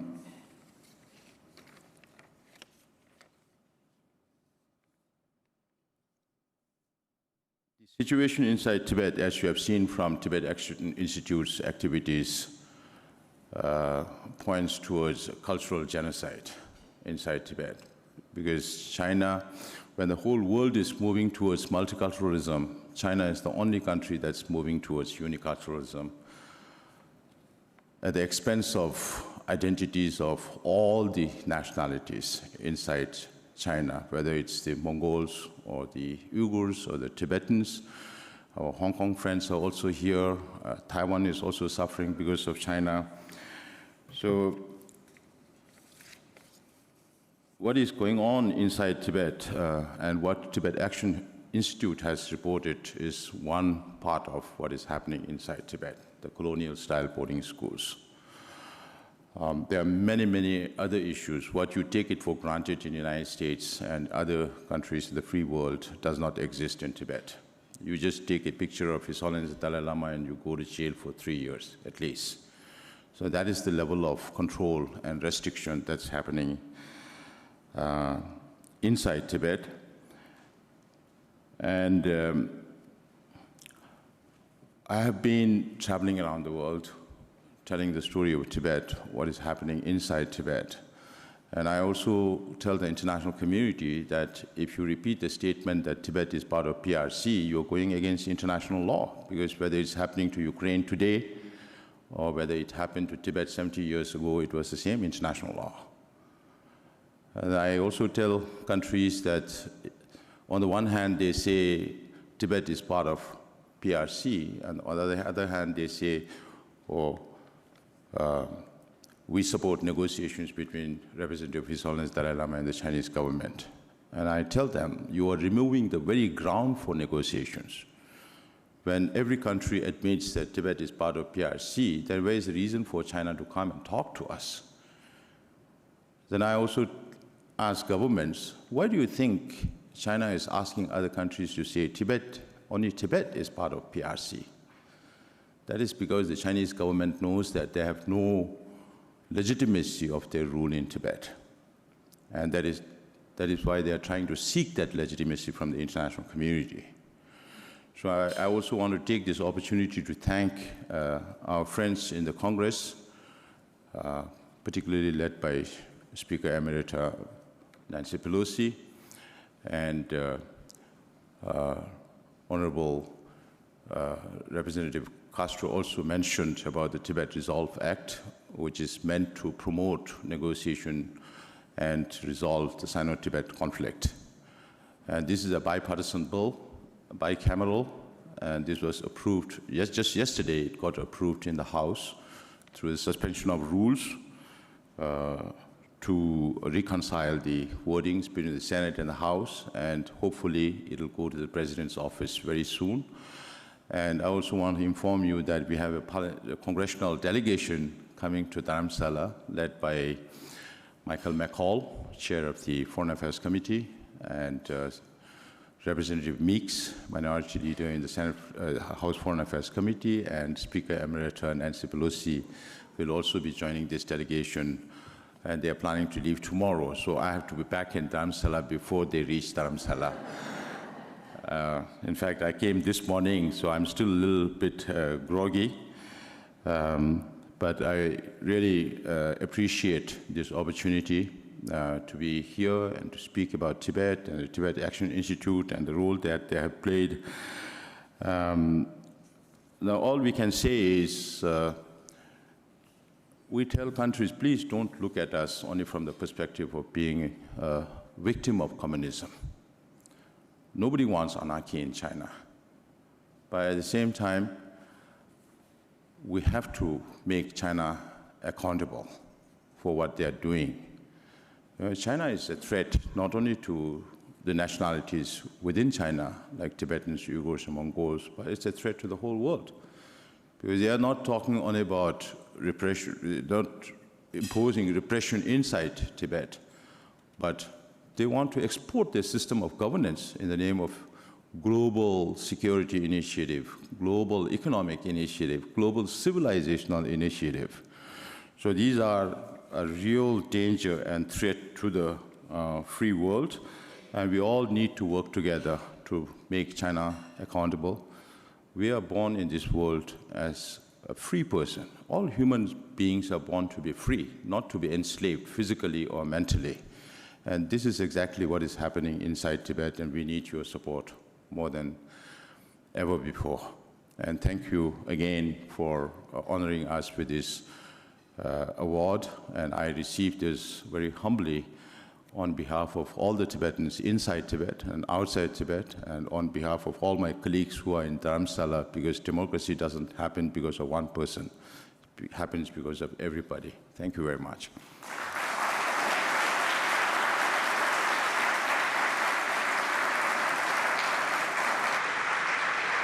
And now, a video introducing the next awardee.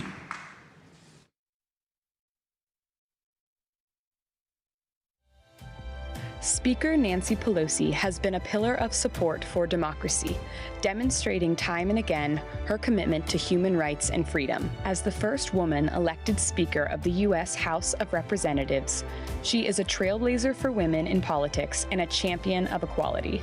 Speaker Pelosi has stood by embattled advocates fighting against authoritarianism and persecution around the world. She honored those who died for democracy in Tiananmen Square and has spoken out against the Chinese Communist Party's treatment of Uyghurs, Tibetans, and Hong Kongers. She has been a steadfast supporter of democratic allies, including Taiwan and Ukraine. Because of her distinguished leadership, Speaker Pelosi is recognized around the world as a fierce champion for freedom and human rights for all.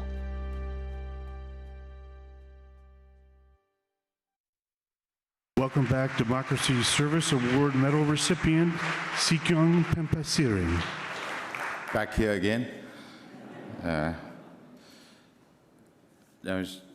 This is really an honor for me personally to be honoring Speaker Pelosi on behalf of National Endowment for Democracy. She is a remarkable lady. I am sure everybody agrees with that.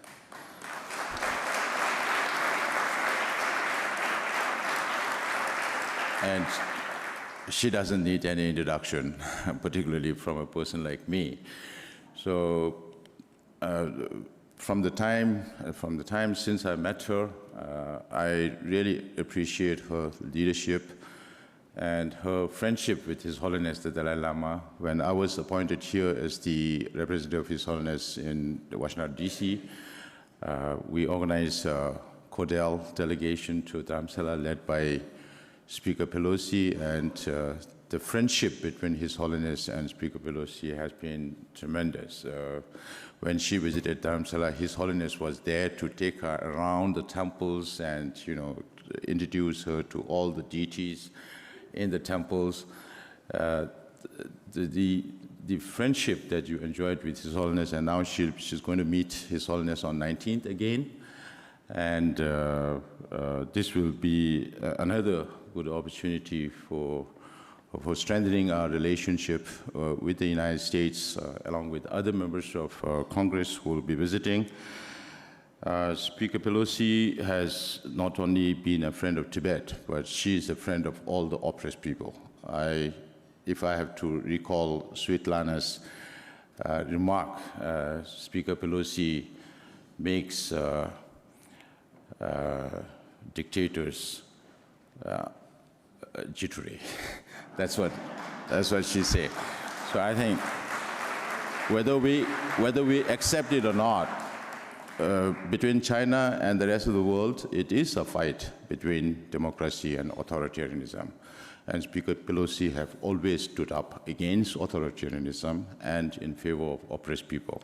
So may I have the pleasure of inviting Speaker Pelosi to receive this honor.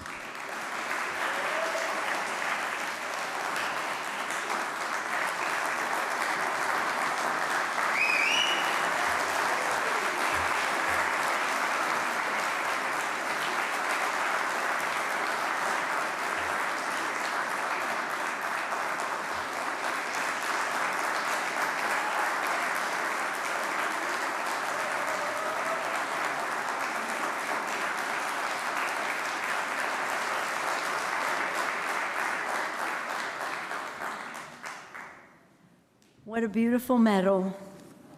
How wonderful to receive it by you. Saturday. I call you Sikyong, saying his reputation is so magnificent, so values-based, so strategic in his thinking, so respectful of the charge that he has, so clearly connected to His Holiness, and so clearly connected to Tibetans, both in Tibet and throughout the rest of the world. Thank you for your tremendous leadership. It's an honor. It's an honor to receive this award from you on the same evening when you are receiving the same award. Now, I want to thank Carl Gershwin. How many years do we go back, Carl? Oh my gosh, since the start. He has, Yeah. We were in grade school, but anyway. and then Damon Wilson, thank you for your leadership now, and Ken Wallach for your ongoing leadership of the NED. It's such a remarkable organization, and how proud many of us have to have this statue in our offices when this was the award. Thomas Marsh, you're showing us how he planned it and then made it, and there it is, a model of what was in Tiananmen Square. Tiananmen Square, which just within the past week, this month, we observed the 35th anniversary of the Tiananmen Square massacre. Approximately the 32nd or 33rd anniversary of our unfurling a banner in Tiananmen Square in honor of those who gave their lives or freedom for democracy in China. It's been a long time, and we have much more to do. NED has been about democracy in China, but about democracy throughout the world. And it's an honor to be receiving this award with all of the awardees tonight. I had the privilege of hearing Svetlana testify today before a congressional committee, the pleasure to meet with her yesterday, the pride to wear the pan of Belarus and freedom, along with Ukraine and freedom, so that people know what is happening there, know about her tremendous courage, realize how long her husband has been incommunicado from their family, proud of Lithuania for being a place, a domicile for her, and eager for us to organize Belarusians in diaspora in the United States, hopefully, there are many, to have an impact on our policy. The tragedy of Belarus because of the cruelty and oppression of Russia. So for these and other reasons, and you know better, I wouldn't do justice to all of the awardees to talk about them, but I'm so glad that my colleague, Congressman Castro, is on the board of the NED. He brings a whole fresh look to it all, and he has a perspective on the world. So I thought, what would I say to you that could be adequate for this award? It's so commanding, but, oh, he's not there anymore. Hopefully he's sitting down. Okay. So when you talked about my friendship with His Holiness, the Dalai Lama, I was thinking I would tell you this story. So I visited His Holiness the Dalai Lama a number of times in Dharamsala. And one time when we were there, it was terrible. It was 2008 in March, right after the crackdown in Tibet by the Chinese. Horrible. And there were people coming, I don't know if they came over the mountain or around the pass or whatever, but coming to Dharamsala to tell His Holiness what was happening there. They were kissing the hem of his garb. They were crying. It was terrible. He had an interpreter. I could understand what was happening. It was horrible. intolerable, terrible. He told the other members to go have the tour, because I had been there before, but that many of the members on our bipartisan, it's always been bipartisan trip, they would do that while I would listen to these stories. Now, I tell you this because following their tour and our conversation, we went outside and had our big presentation, Democrats and Republicans, who was going to help with visas and who was going to help with appropriation, who was going to help with ways and means, whatever we needed there, whatever, all these kinds of things to help Tibetans and in terms of policy, in terms of resources, in terms of visas. So in any event, we go then to lunch, and he has invited a large number, His Holiness, has invited a large number of lamas. They were young, maybe 100 lamas for lunch. Everybody makes their presentation.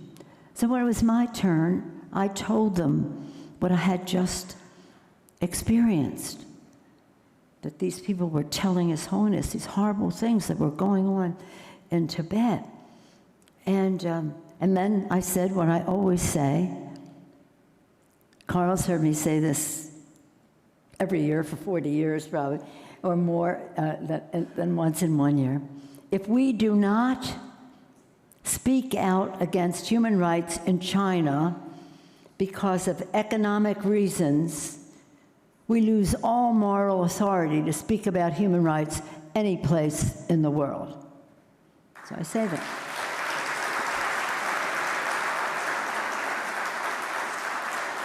The reason I tell you this story is what happens next. His Holiness gets up again in front of the group, thanks me for my remarks, and says to the lamas, "Let us all now pray for Nancy so that we can rid her of her negative attitudes."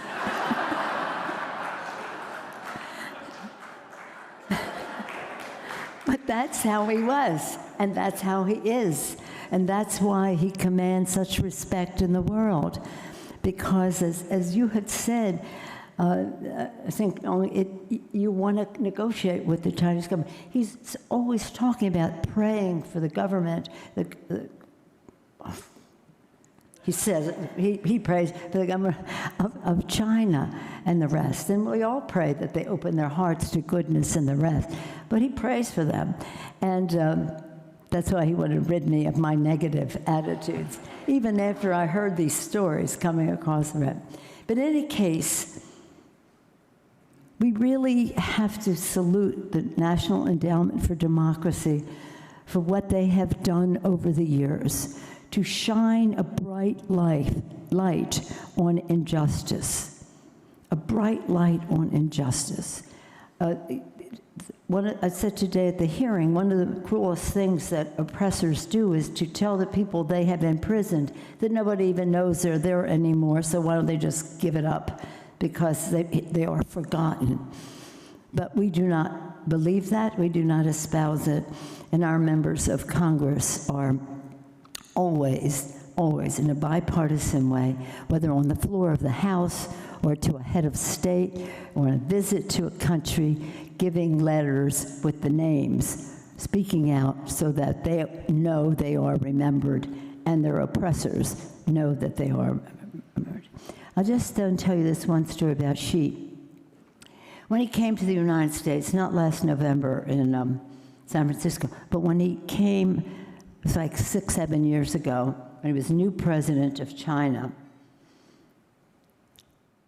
I'm just trying to think of the year, but in any event, we had a leadership meeting with him. And Dianne Feinstein, my dear friend from San Francisco, our senator, who she and her husband, Richard Blum, were very big supporters and advocates for freedom, democracy in Tibet. She and I, in the conversation, said we want to bring up the subject of Tibet and made our case about it. To which he said, "Oh, you don't even know what's going on. You don't know what's going on. We've done so many good things in Tibet. You should just go and see for yourself, because you'll be so surprised. It's so different from what you described. To which I said, oh, well, I've been trying to get a visa to go to Tibet for 25 years. I take this as a visa that you are offering by telling us to go see for ourselves. I don't know if Jim McGovern is here or was here. He's has floor duty, and the Rules Committee is always working. He will be on our trip next week. But he was with us when we went to Tibet. We brought a wonderful delegation. We saw the room where Dalai Lama grew up, and all the palace, of course, but the room that was his personal room. Oh, it was just beautiful, that. But we saw ridiculousness. I mean, we were surrounded by security the whole time, cameras, all the rest. And the one thing, they said, we're going to take you to see a typical Tibetan family, and you see how happy they are. So we go to the family, we go in the place.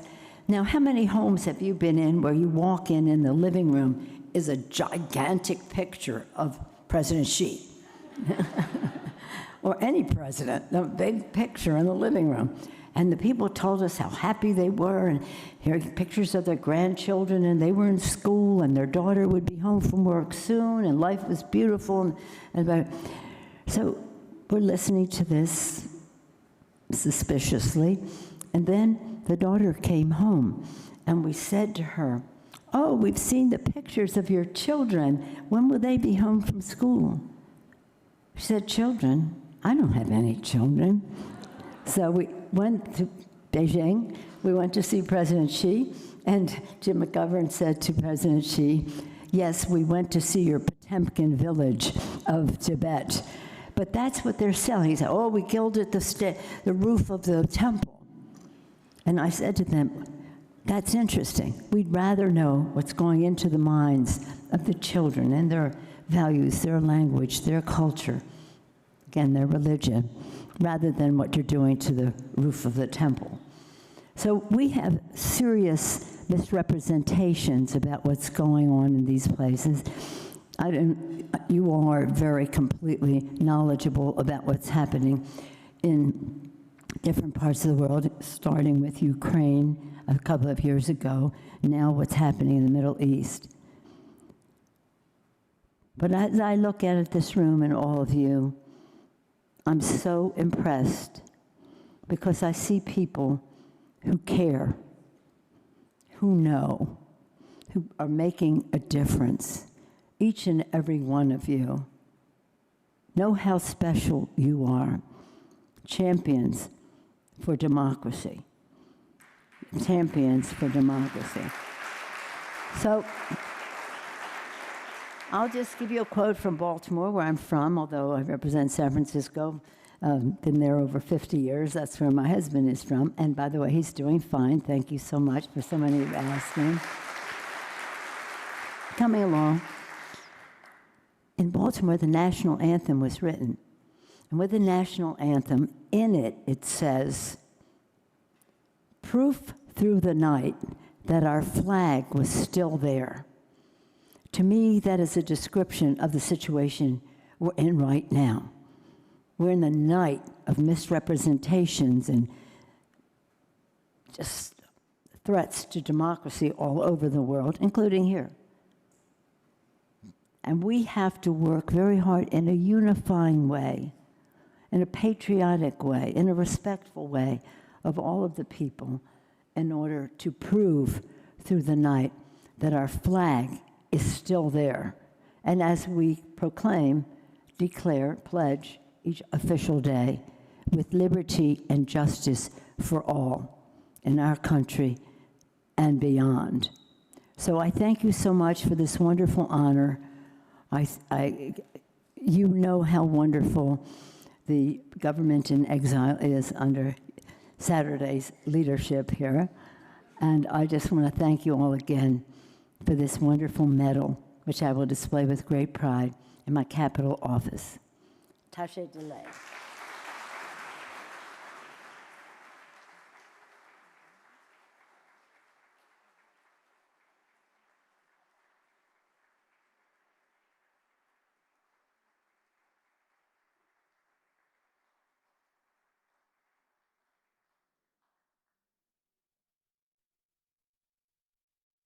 Welcome to the stage, Representative Steve Cohen.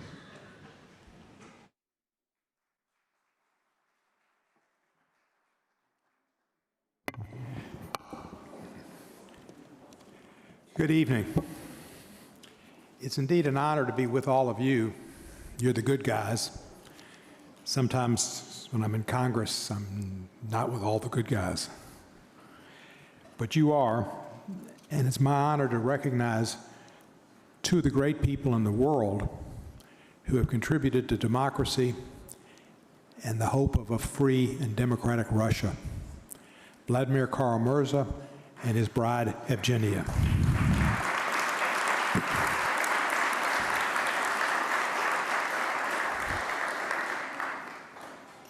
Vladimir and Evgenia add to the distinguished alumni who have received this award, from John McCain to Madeleine Albright to the Dalai Lama and those others who have received the award today.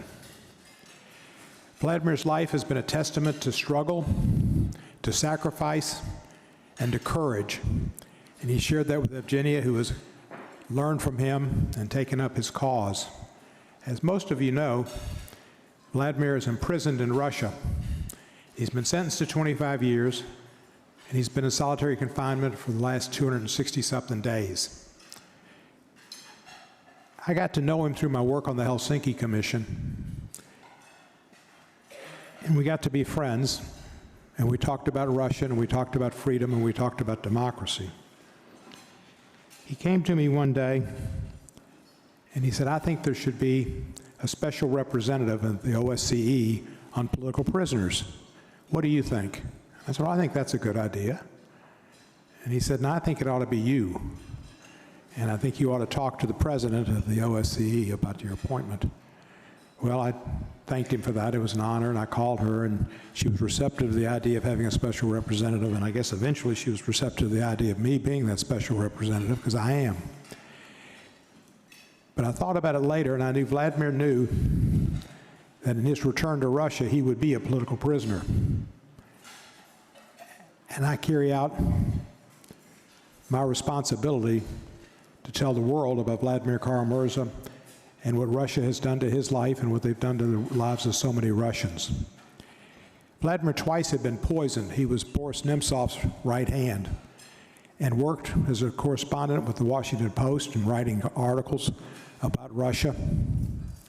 Worked with Bill Browder on the Magnitsky laws to try to see that there were sanctions against the folks that oppressed people in Russia, particularly Magnitsky. And he'd twice been poisoned and almost killed on each occasion by Russian operatives. And when I heard he was going to go back to Russia, I said, Vladimir, please don't go. You can't do that. He said, I must go because I'm a Russian politician and I want to see a free and democratic Russia, and I can't do it from without. I must be within. I must be with my people. I asked Evgenia about it. I said, how did you try to stop him? She said, no, I know my husband. I know what he was going to do.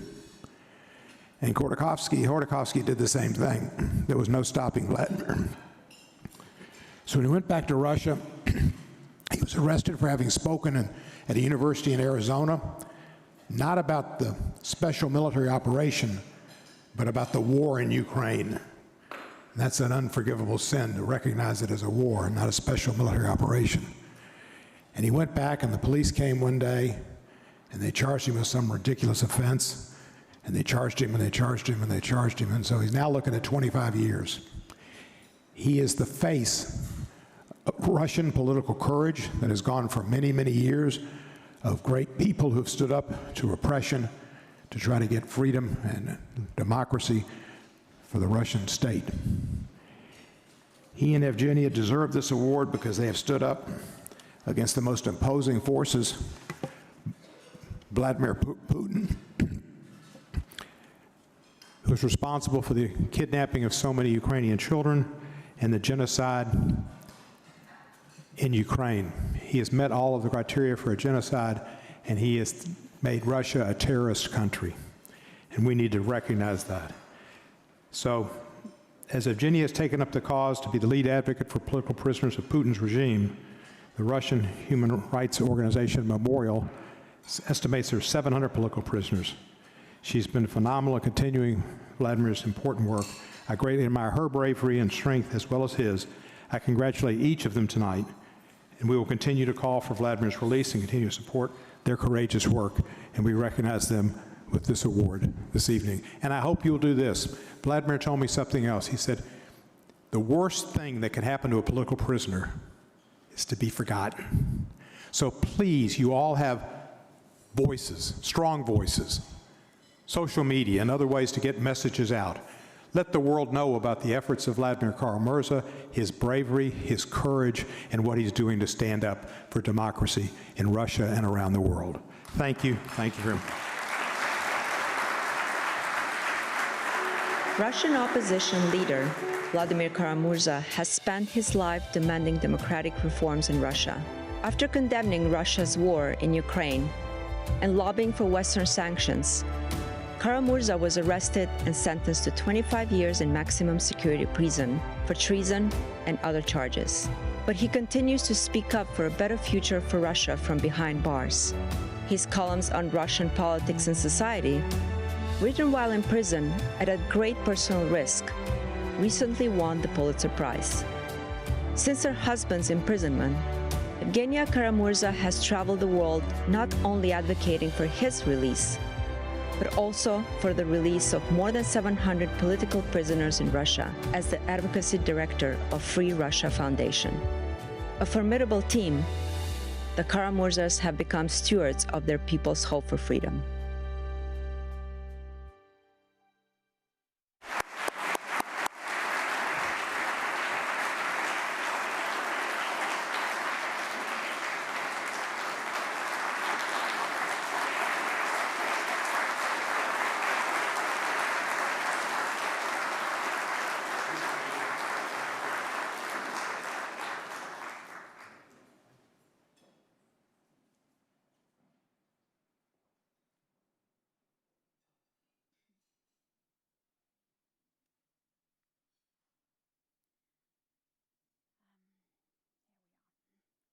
President Wilson, Chairman Wallach, Founding President Gershman, ladies and gentlemen, Your Excellencies, dear friends, it's truly an honor and a privilege for me to be here tonight and to be recognized among such amazing awardees tonight.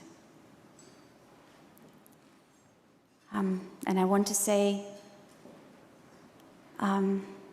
I want to thank Congressman Cohen for his kind words, for his kind introduction, also for his leadership in defending human rights and democracy around the world. And I want to say a special thank you to President Tikhanovskaya for her support and solidarity. Svetlana, I know that we will win. I know that your husband and mine are going to come back to us because we are not going to stop.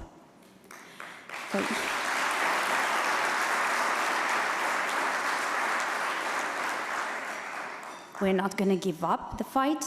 We're going to continue fighting these atrocities of human beings, Lukashenko and Putin. We will fight and we will not stop. And this is why I know that democracy and freedom will win. On February 24th, 2022, I woke up in the middle of the night to the sound of the text alert message on my phone. The message was from Vladimir, who was in Moscow, and it said only 2 words: it started. I didn't need to ask him what this was about, I knew. The next several weeks were kind of hazy. I remember reading the news in horror, crying, reading the news again. I remember going through my daily routine of working, taking care of the kids, running errands, going to protests, all in a sort of stupor. I remember feeling enraged, ashamed, helpless, and unable to focus all at the same time. It felt as if I could physically feel the pain and suffering of families being torn apart, of entire Ukrainian cities being wiped off the face of the earth. Every time I looked at my children, I could see the faces of Ukrainian kids murdered, killed by Russian bombs. And then on April 11th, I got a call from my husband's lawyer in Moscow, who said that he couldn't reach Vladimir and that his locator placed Vladimir in one of Moscow's pretrial detention centers. And again, I didn't need to ask him what was happening, I knew. But I also knew what Vladimir needed me to do. I also knew that the best way I could help him was by continuing his work. So I took a deep breath in, let it out, dried my tears, packed my bags, and have since pretty much been living on a plane. Eleanor Roosevelt said that a woman is like a tea bag. You can't tell how strong she is until you put her in hot water. I don't know how strong I am. I believe that every person has a limit. I just haven't reached mine yet. And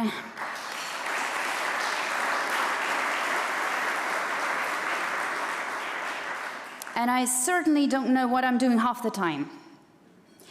But I am incredibly lucky to be surrounded by friends and colleagues from the Free Russia Foundation, Memorial, OVD Info, the Feminist Anti-War Resistance, the Go by the Force Project, the ARC Project, the Anti-War Committee, the Anti-Corruption Foundation, and many other civil society groups and organizations, all fighting the same fight, all wanting to bring Vladimir Putin to the ICC.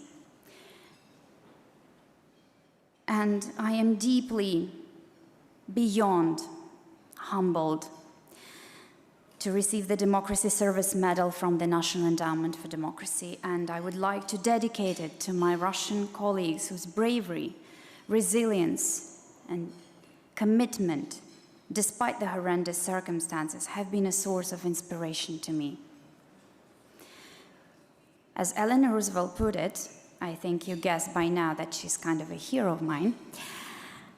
And I quote, "We do not have to become heroes overnight, just a step at a time, meeting each thing that comes up, seeing it as not as dreadful as it appears, discovering that we have the strength to stare it down." End of quote. And I would also like to dedicate this medal to my incredible husband, the love of my life, the father of my children, the source of whatever strength I still have left. And also my partner in crime, what with him labeled a foreign agent and a traitor, and me working for an undesirable organization. The man of integrity and honor, whom I'm so incredibly lucky to be sharing my life with. And because I'm here tonight to receive this medal, also on behalf of Vladimir. Vladimir sent something for me to read to you. So as always, it is my pleasure and privilege to share Vladimir's voice and his vision with you. President Wilson, Chairman Wallach, Founding President Gershman, Your Excellencies, ladies and gentlemen, dear friends. I am deeply humbled to be presented with the Democracy Service Medal from the National Endowment for Democracy, an organization that has for more than 4 decades carried the message of hope, freedom, and human dignity to the furthest and most repressed corners of the world, and that, today as ever, remains faithful to the conviction expressed by President Reagan in his Westminster address that, and I quote, "Freedom is not the sole prerogative of the lucky few, but the inalienable and universal right of all human beings," end of quote. 2024 is a year of big anniversaries, some tragic, like the massacre on Tiananmen Square, some happy, like the fall of the Berlin Wall.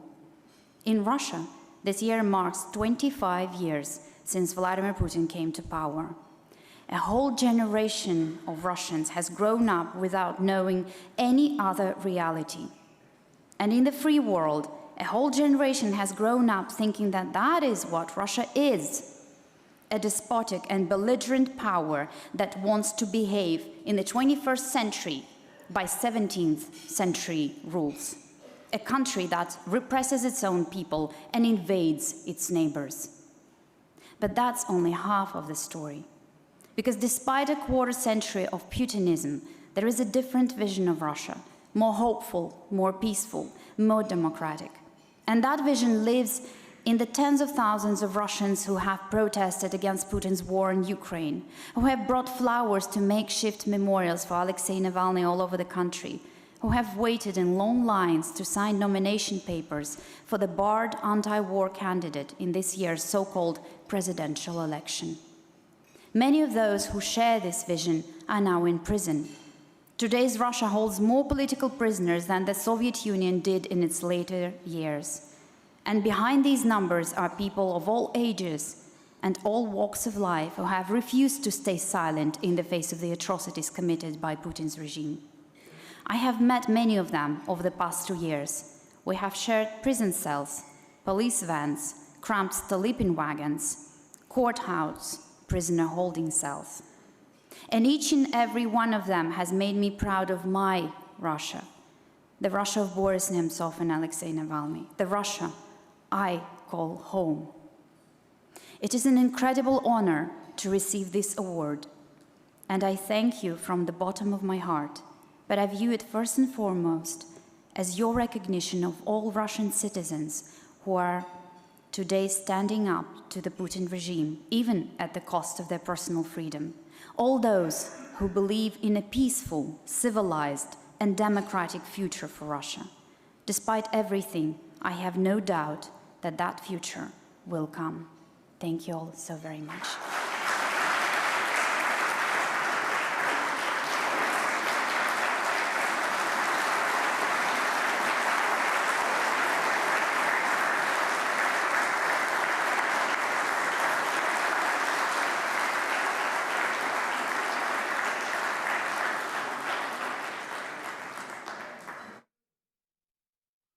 And now a momentary pause to set the stage for a special tribute to the people of Venezuela.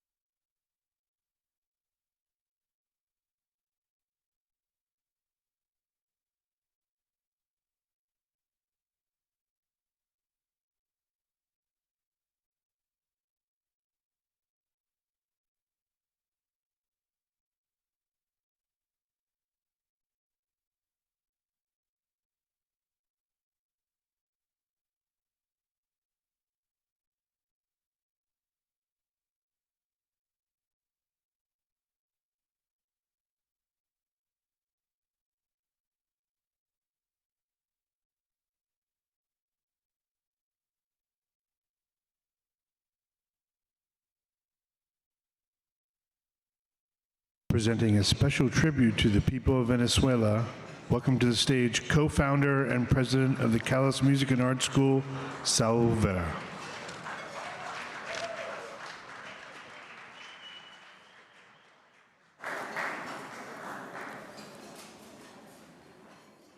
Distinguished Mr. Damon Wilson, President and CEO, National Endowment for Democracy. Distinguished Mr. Kenneth Wallach, Chairman. Distinguished recipients of the Democracy Service Medal and the Democracy Award 2024. Ladies and gentlemen, it is an honor to stand before you tonight at this special event. Today, we have been invited with our music to recognize and celebrate the exceptional contributions of our fellow Venezuelans, to pay a special tribute for the brave people of Venezuela. For over 22 years, the Venezuelan people have shown extraordinary resilience and unwavering courage in our struggle to establish freedom and an internationally recognized democracy. It's a journey marked by perseverance, resilience, hope, but also by the painful price of hundreds of political prisoners, millions fleeing our country, a devastated economy, and the loss of many lives in the pursuit of democracy. Despite the immense challenges, the people of Venezuela have continued to stand up for their rights and demand transparent, internationally observed elections. They have demonstrated that the spirit of democracy cannot be extinguished, no matter how difficult the path. Their determination inspires all of us and underscores the universal value of democracy and human rights. The music we will play tonight is rooted in a rich tradition and carries a powerful message of courage and hope. Our performance includes genres that have been part of our singing and dancing traditions for centuries, showcasing the confluence of Hispanic, indigenous, and African origins that have resonated among Venezuelans since the dawn of our history. Today, you will hear these tunes on the Venezuelan cuatro and the bandola llanera, two emblematic instruments unique to Venezuela and its cultural heritage. The vibrant spirit of freedom and resilience is meant to encourage all of those already involved in this historic struggle and inspire others to join us. As we speak, the struggle for democracy is ongoing in Venezuela. With you, we stand with the people of Venezuela, we the people of Venezuela, and with those around, and with those around the world striving for a better and a freer world. Many thanks for your support, and we hope you enjoy the message of our music. Thank you.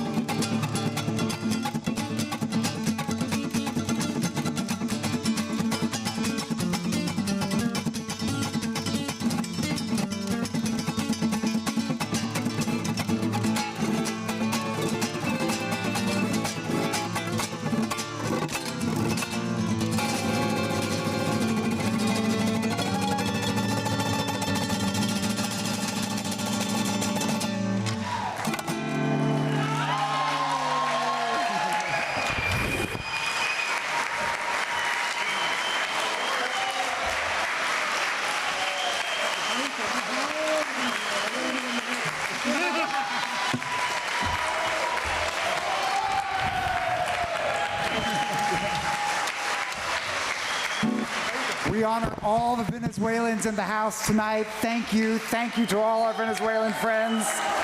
Thank you, everyone. Good night. Thank you for joining us. Thank you.